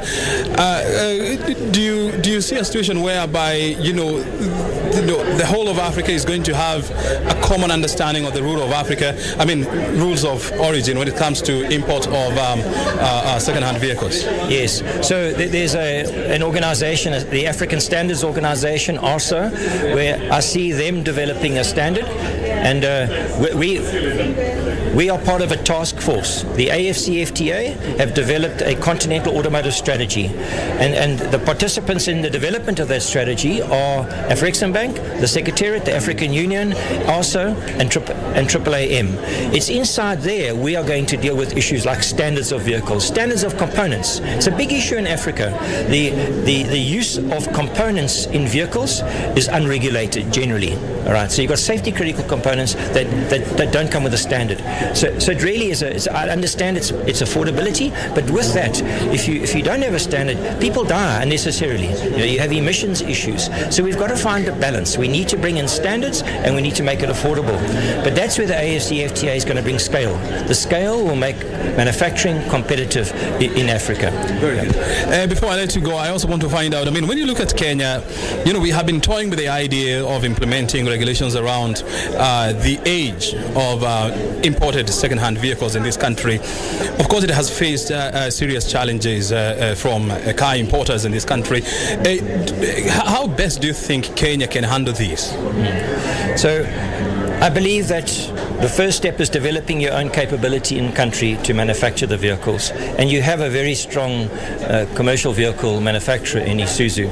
It is unfortunate that it was taken to court by the exporter from the UK, I believe, of commercial second-hand vehicles. I find that unacceptable when you consider that you're trying to industrialize a nation and what you get taken on. So it's important to develop the industrial capacity and phase it out. So it needs to happen over time. But you do have to have the capacity to provide before one actually phases out. So it's just a matter of time. I think with the implementation of an auto bill, which will be developed in Kenya, an automotive council that will be formed and implemented, and maybe some enhancements with regard to production and trade, you will have attraction of vehicle manufacturers here at scale to be a hub for Africa. Kenya is an important hub in East Africa, but it's also important to find complementation in the region.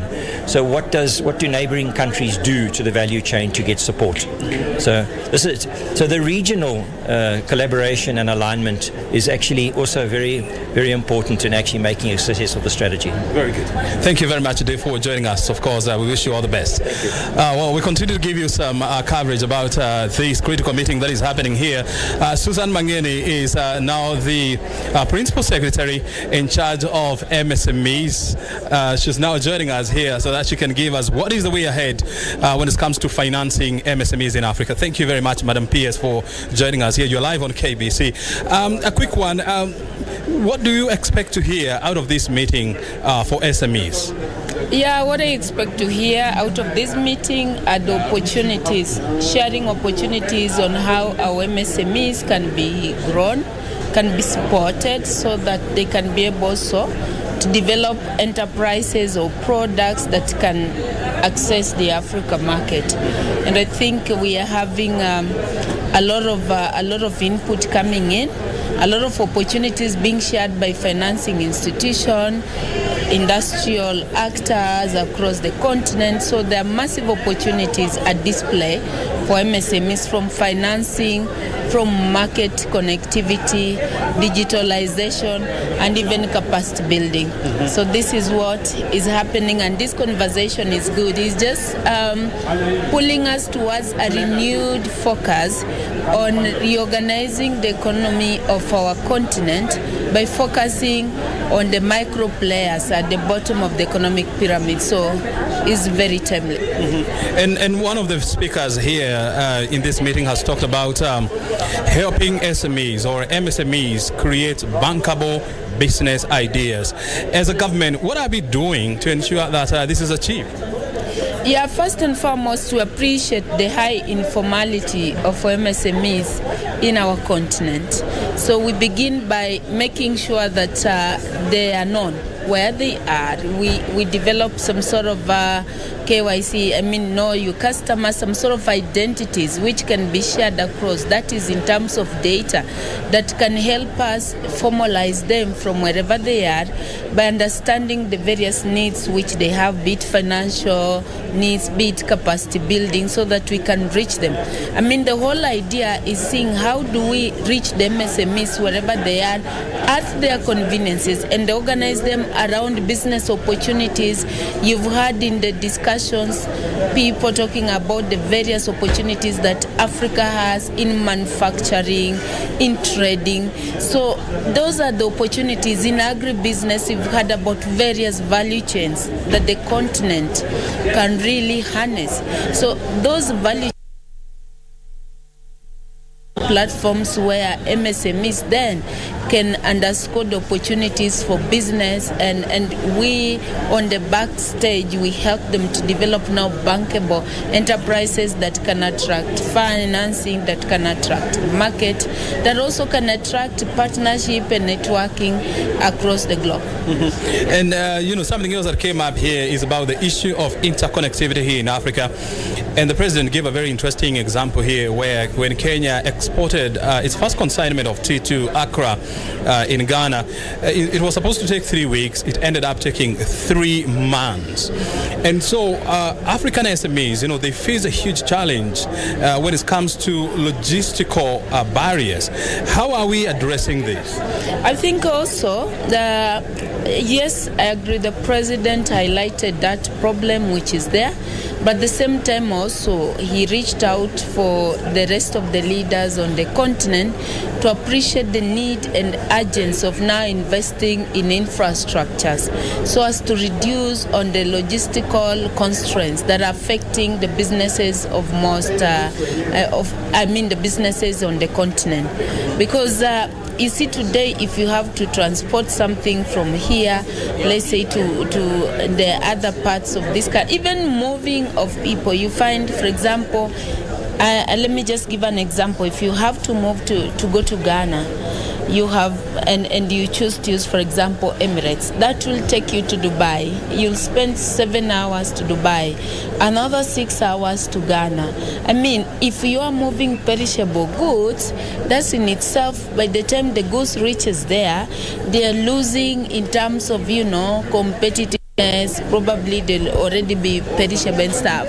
So what we need to do is that as a continent, for us, enhance and exploit the opportunities that we are having in Africa, continental free trade area, is that we equally must invest in enablers that can unlock those logistical nightmares. We need to invest in standard gauge railways. We need to invest in ports to ensure that we can now fast track the movement of our goods. So it's a problem, but at the same time also creates an opportunity, and the way His Excellency the President William Samoei Ruto also spoke about it. He saw an opportunity there for private-public partnership, where that sort of partnership then can help us invest in this massive infrastructure that are going to unlock trading across the intra-trade in the continent. Very good. Yeah. I know you're going to be here for the next 3 days, and of course this kind of conversations are going to shape our interviews here, and we look forward to having more of you. Thank you. Yeah, I will be here, especially on 31st, because this conversation touches on us.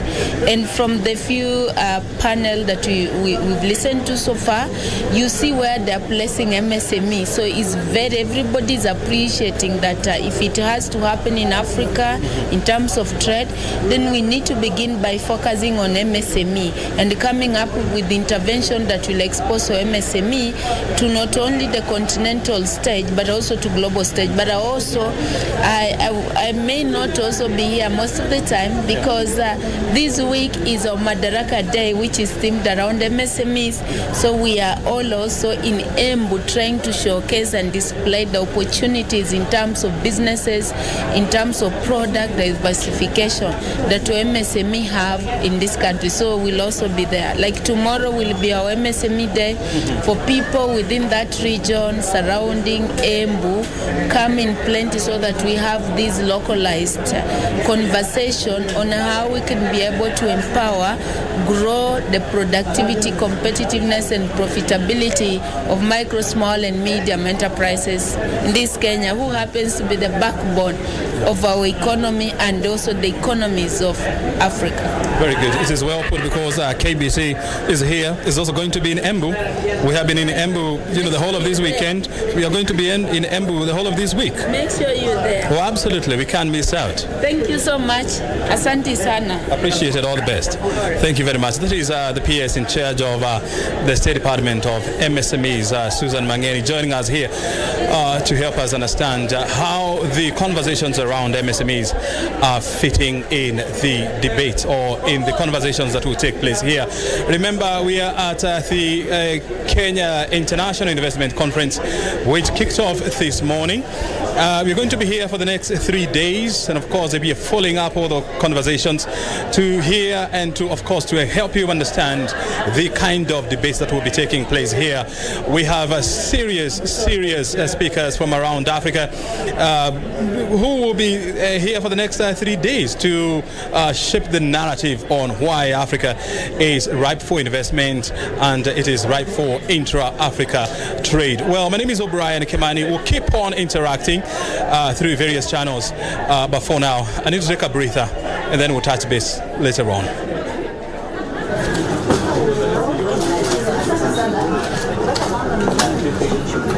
Thank you so much, O'Brien Kimani. Of course, we're going through, of course, the exhibitions and the exhibitors here at the Kenya International Investment Conference. We've been talking to a lot of the people who have been showing us what exactly they're doing to drive in investments into the country. And here we have the Kenya Maritime Authority. Maybe, Gilbert, if you could just tell us, how are you working to ensure labor is a very, very lucrative export for Kenya, for seafarers? What is the Kenya Maritime Authority doing in order to ensure that we boost these numbers? Thank you once again. What we are doing as Kenya Maritime Authority, we want our youths, especially our youths, to get trained for maritime careers through training institutions like Bandari Maritime Academy. They go get training, and then we as Kenya Maritime Authority, we offer them with the STCW certificate so that they can get employment on board of international shipping lines. That we are creating employment opportunities for our youths, and we are able now to ensure we don't have youths who are jobless in our country, and at the same time improving our economy. Thank you. Gilbert, it's very, very important that we talk about the fact that, of course, considering that we are trying to open up the Africa Continental Free Trade Area, that we make our labor more lucrative. You've talked about training seafarers to ensure that, of course, they are taken up more easily. What are some of the challenges that the Kenya Maritime Authority has been facing on this front? Okay, I can put it in this way, maybe in terms of facilities, because you see some of the simulating like softwares which are used in the training institutions, like Bandari has one, a simulation software. So if we can have more of those labs set up, the youth can be able to get more hands-on experience, so that as soon as they get on board of ships, they can know exactly how to conduct themselves while they are there. So more funding on facilities will be good for the training. Yes. Thank you so much, Gilbert. Of course, we're talking about ships and ensuring that there's new technology to ensure that we're not only running business here in Kenya, but that we can expand into other countries. We, of course, have in the African continent other landlocked countries. How is technology, shipping technology, ensuring that we can tap into this? Oh my goodness. It's okay, Marifat. Of course, we can also move to Jacob. Jacob, if you could just tell us, we were talking about the labor market, the Kenyan labor market, seafarers, to be very, very specific.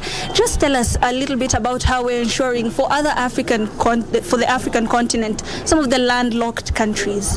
How are we ensuring that as a gateway into Africa, that we are tapping into these countries? Well, for us as a country, I think you had mentioned about some of the challenges that we're facing. I think one of the things that has been a challenge is the lack of awareness on the training, on professional opportunities within the maritime sector. So it's an area that KMA is taking very seriously in terms of organizing programs on sensitization of our youth and our communities, so that they know kids going to school, youth who are in colleges, those in universities are aware that there are such huge opportunities out there across the world in terms of in the shipping sector. Now, the statistics is such that there's a huge shortage of maritime professionals, and that's an area that government is focusing on to try to create sensitization, work with maritime training institutions, come up with the required policy framework to be able to support that particular one, so that it earns us as a huge foreign exchange in terms of the dollars, so that our communities can build and we can also expand the ability of our people to be able to acquire the requisite job opportunities. You've talked about a policy framework. I am aware that the Kenya Maritime Authority is talking about a maritime policy that is going to be a game changer in this particular sector. How is this going to help Kenya's economy? Well, policy frameworks brings about a level playing field where various stakeholders are able to exercise their mandates, roll out their programs, so that they're able to have a seamless sector where they can be able to work with the communities and work with stakeholders to be able to roll out whatever programs they're doing. But it also ensures that the various legislations are harmonized. The stakeholders have a platform for planning and a platform for generally for coordination of the kind of activities that they're engaged in.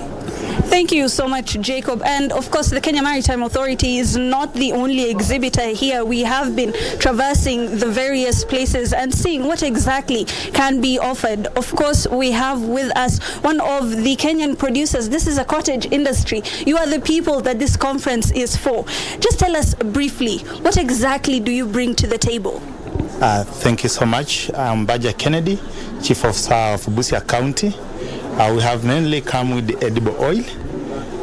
We have with us palm oil. We have sunflowers and more others. We also have products from cassava. We have a product from bee, whereby we have from bee we can have bathing soap. Also, we can have gel to our body. If you can remember, in the morning we were talking about how we can have various products from counties to give into the national basket, the national bread basket. Busia County is bringing a lot. Palm oil is very, very lucrative, and maybe we can even produce our own oil. For example, this particular oil here. How has the market been for a cottage industry such as yourself? The market has been big, and we purpose to increase the market, as now we are increasing the production. We know very well that Busia has now been gazetted as an industrial park, and the most product we are facing, or the most product we want to produce, is edible oil. And now palm oil will be one of it, sunflower will be one of it. We shall increase the production.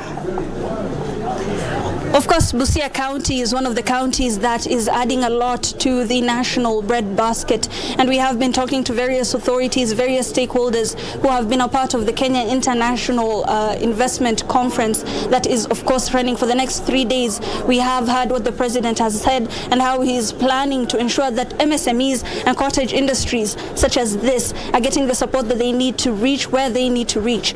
But now I have to give it over to Regina Manyara, who will be giving us more on this particular conference.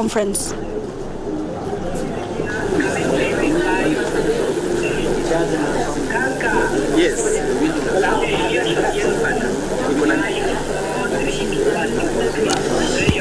Well, Hibak, thank you very much for what is happening on the other side of the conference. Remember, this is going to be on for the next 3 days. I want to show you something spectacular.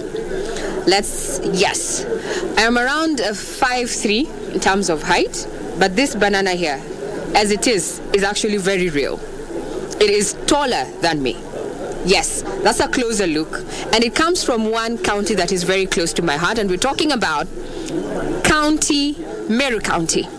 Yes, this is a FIA 17 banana, over 5 feet tall. You'd ask, why is Meru County showcasing in this particular conference? Is because also counties are participating in the particular conference so that they can showcase what they have to offer to private sector as well as county to county trade. As government is focusing on matters of agriculture and talking about food security, such a banana in Nairobi would go for around 5,000 shillings. And if you look at it as it is, believe it or not, it's actually 5 feet. I'm 5'3" and it's taller than me. This goes for 1,500.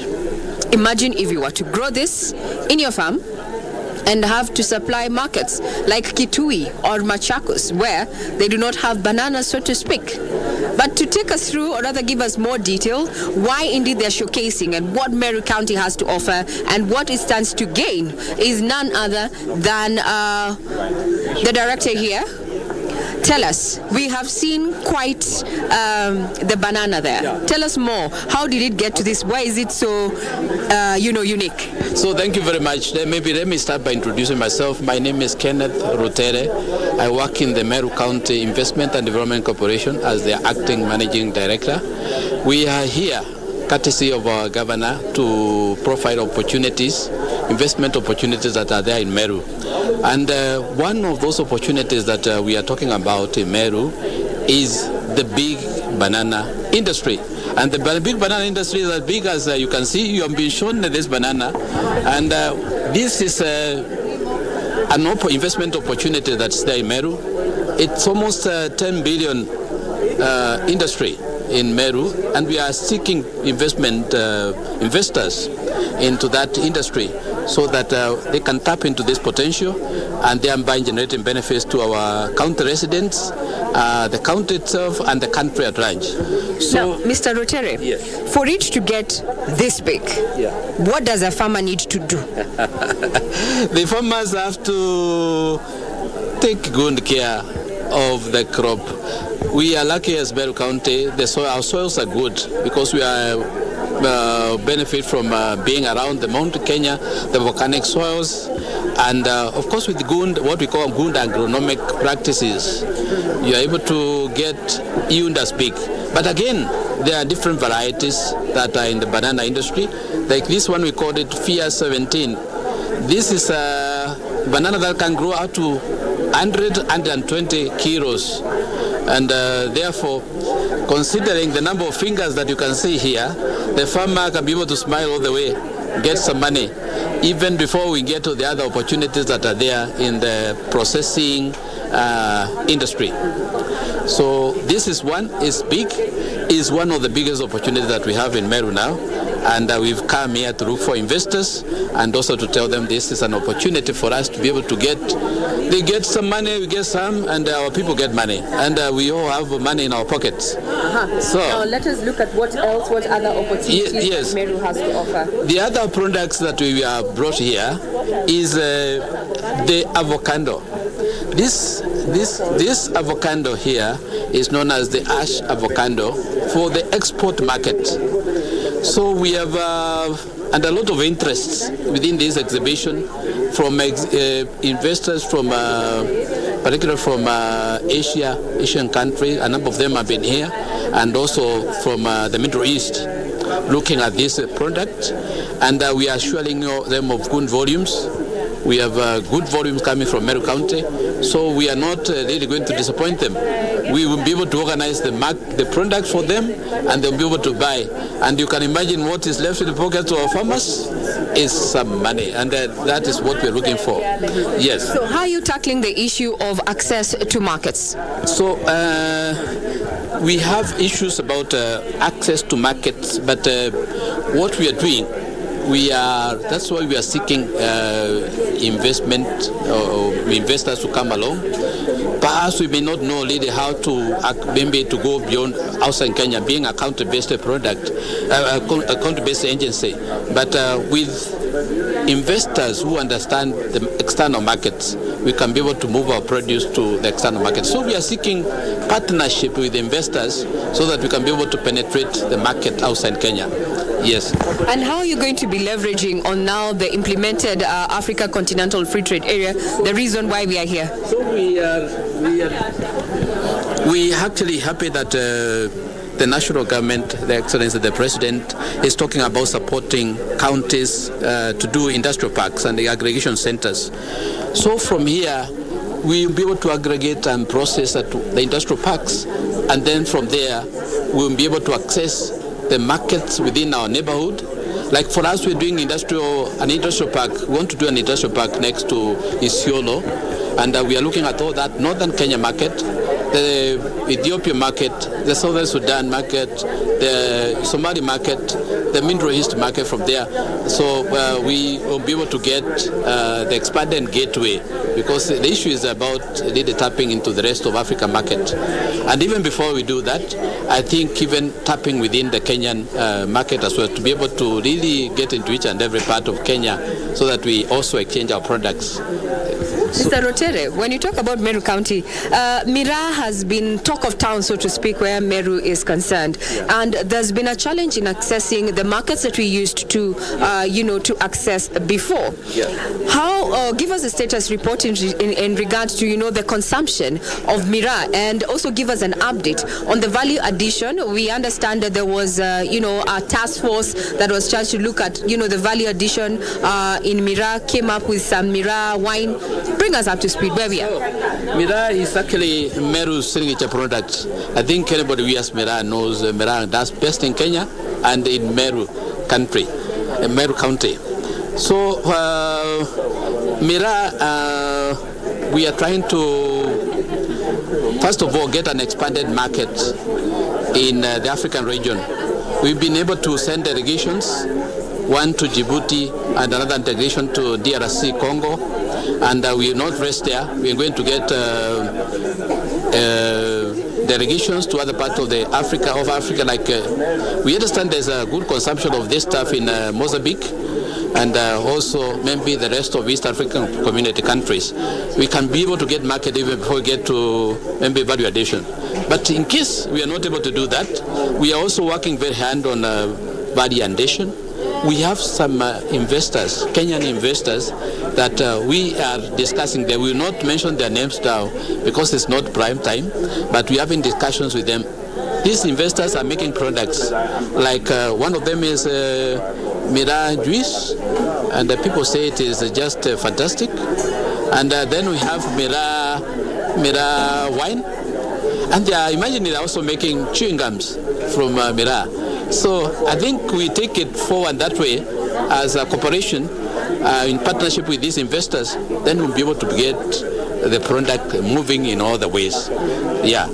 In conclusion, Mr. Rotere, for Meru County, you're showcasing here, looking to bring in investors on ground. But what is the county doing to support small, medium enterprises that are operating within the county? Yes. So we, as a county, has established an investment corporation, and we see this is the investors' partner. Whether you're small, whether you're big, we can do it together.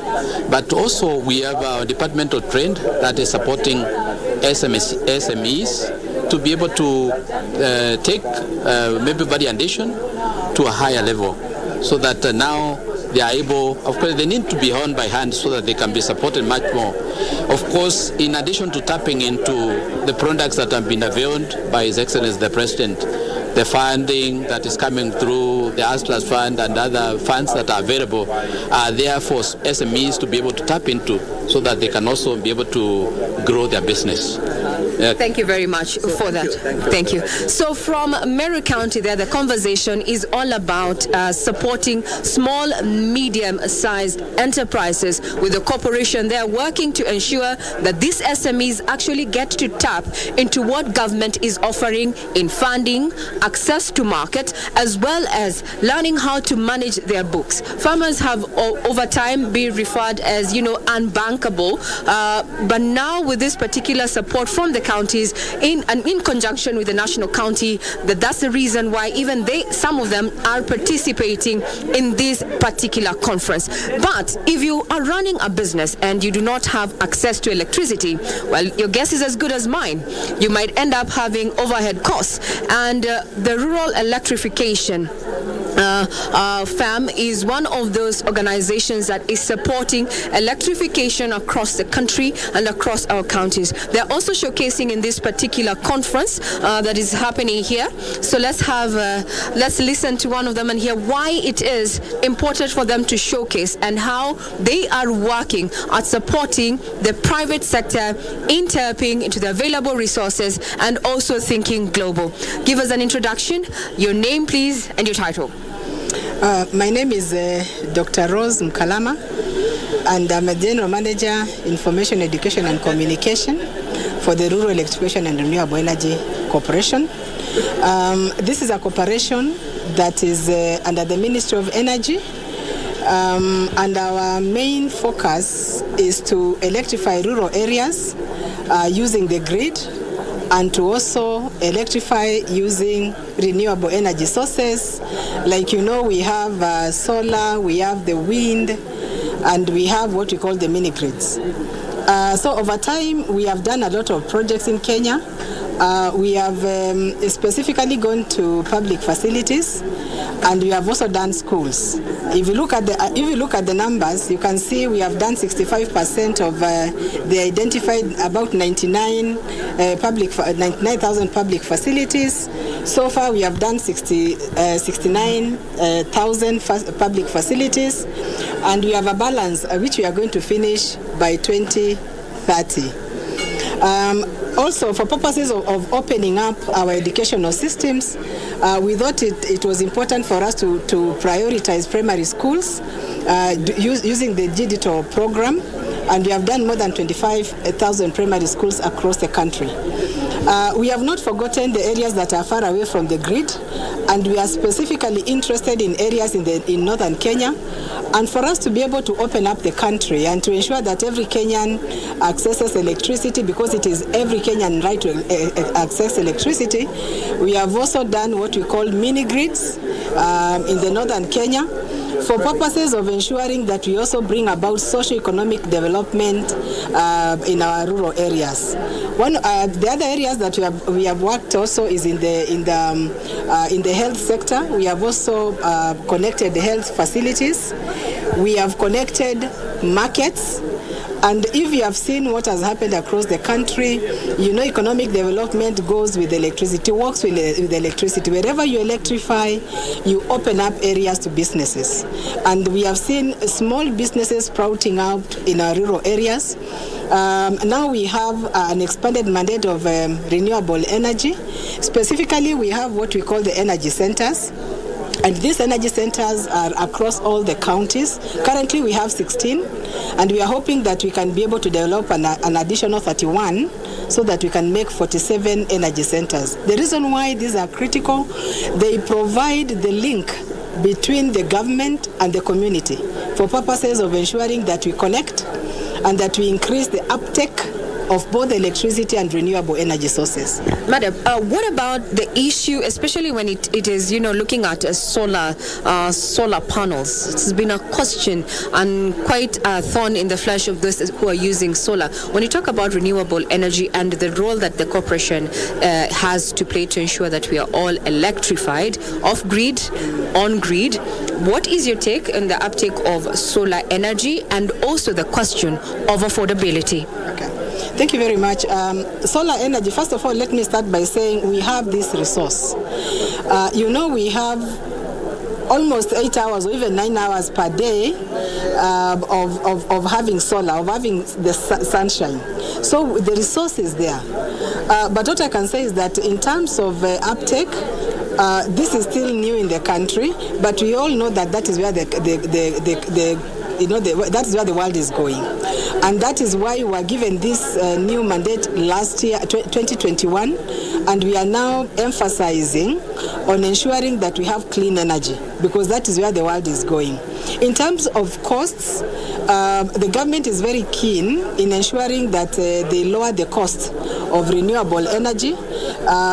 If you look at even the laws and the regulations that we have situations where we have even the reduction on VAT and other input materials for renewable energy. And for us, I think this is the way to go. If you look at the current strategic plan, we are developing the third strategic plan, and we are focusing on renewable energy, because this is where the world is going, and we do not want our country to be left on the decision-making table. Now, as a person who is already, or rather as a corporation that is exhibiting during this particular conference, I'd want to pose one question to you, and this is in line to what the President said earlier this morning. He said that it is high time that Africa did business with Africa, and that Africa should be the manufacturing hub. As a corporation, what is your strategy to support manufacturing in the country?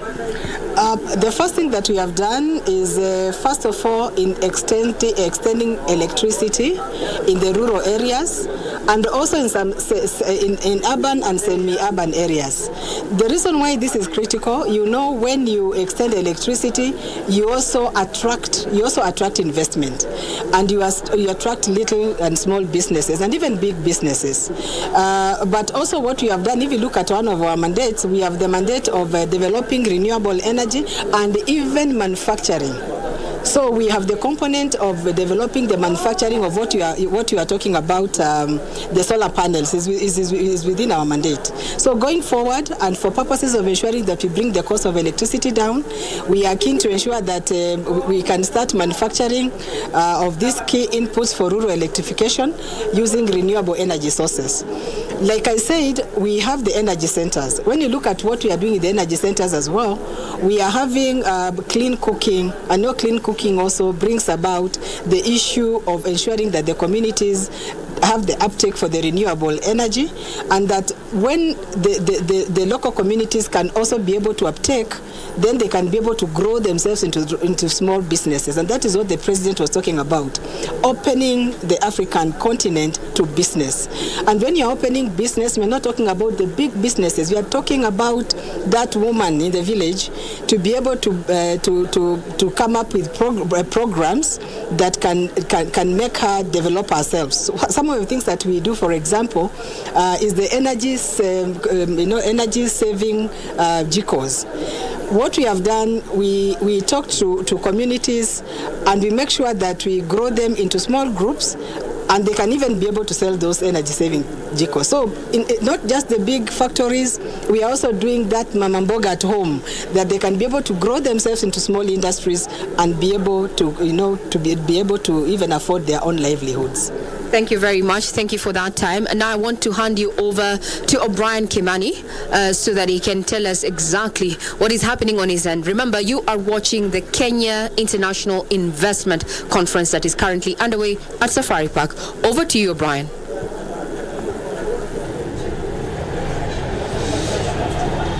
Well, thank you very much, Regina Manyara. We continue to give you coverage of the third Kenya International Investment Conference taking place here at Safari Park.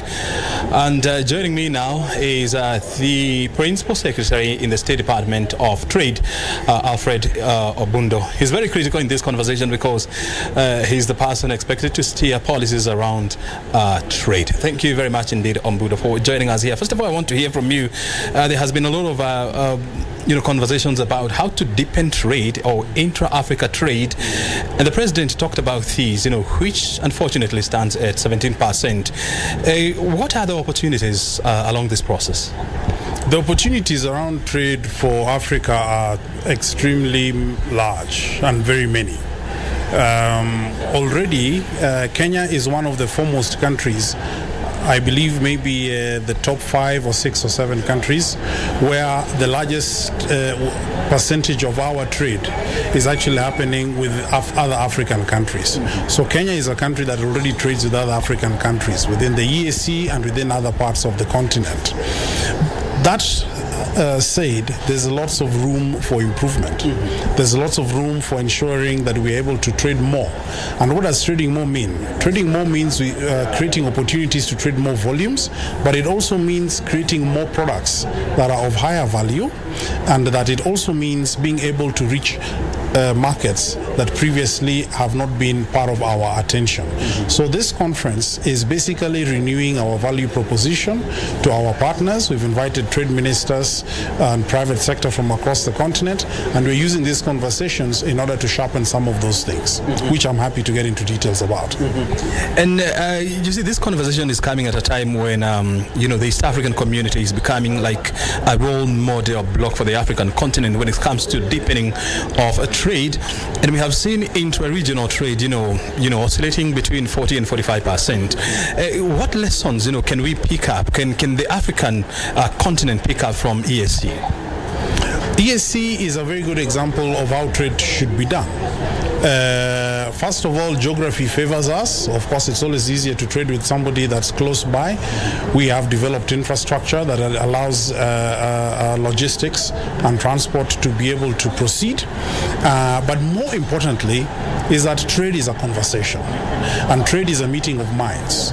And when you look at the East African community, you are looking at a situation whereby we have put together structures that ensure that we are able to monitor the volumes of trade. We also have grievance mechanisms which allow the private sector to detect problems that are affecting their ability to cross markets, and then have a non-tariff barrier resolution mechanism that allows those kind of things to be solved on a multi-sectoral basis. I think those are some of the lessons that if we carried through to the continental conversation, we shall be much better off. So if, for example, we are taking our tea to West Africa, or we are taking leather products to North Africa, or we are taking other dairy products to Congo, and so on and so forth, I think in addition to encourage our business people to go out there and establish the route to those markets, we also need to strengthen AfCFTA in as far as its NTB resolution mechanisms, so that when and as problems arise, then we're able to solve them.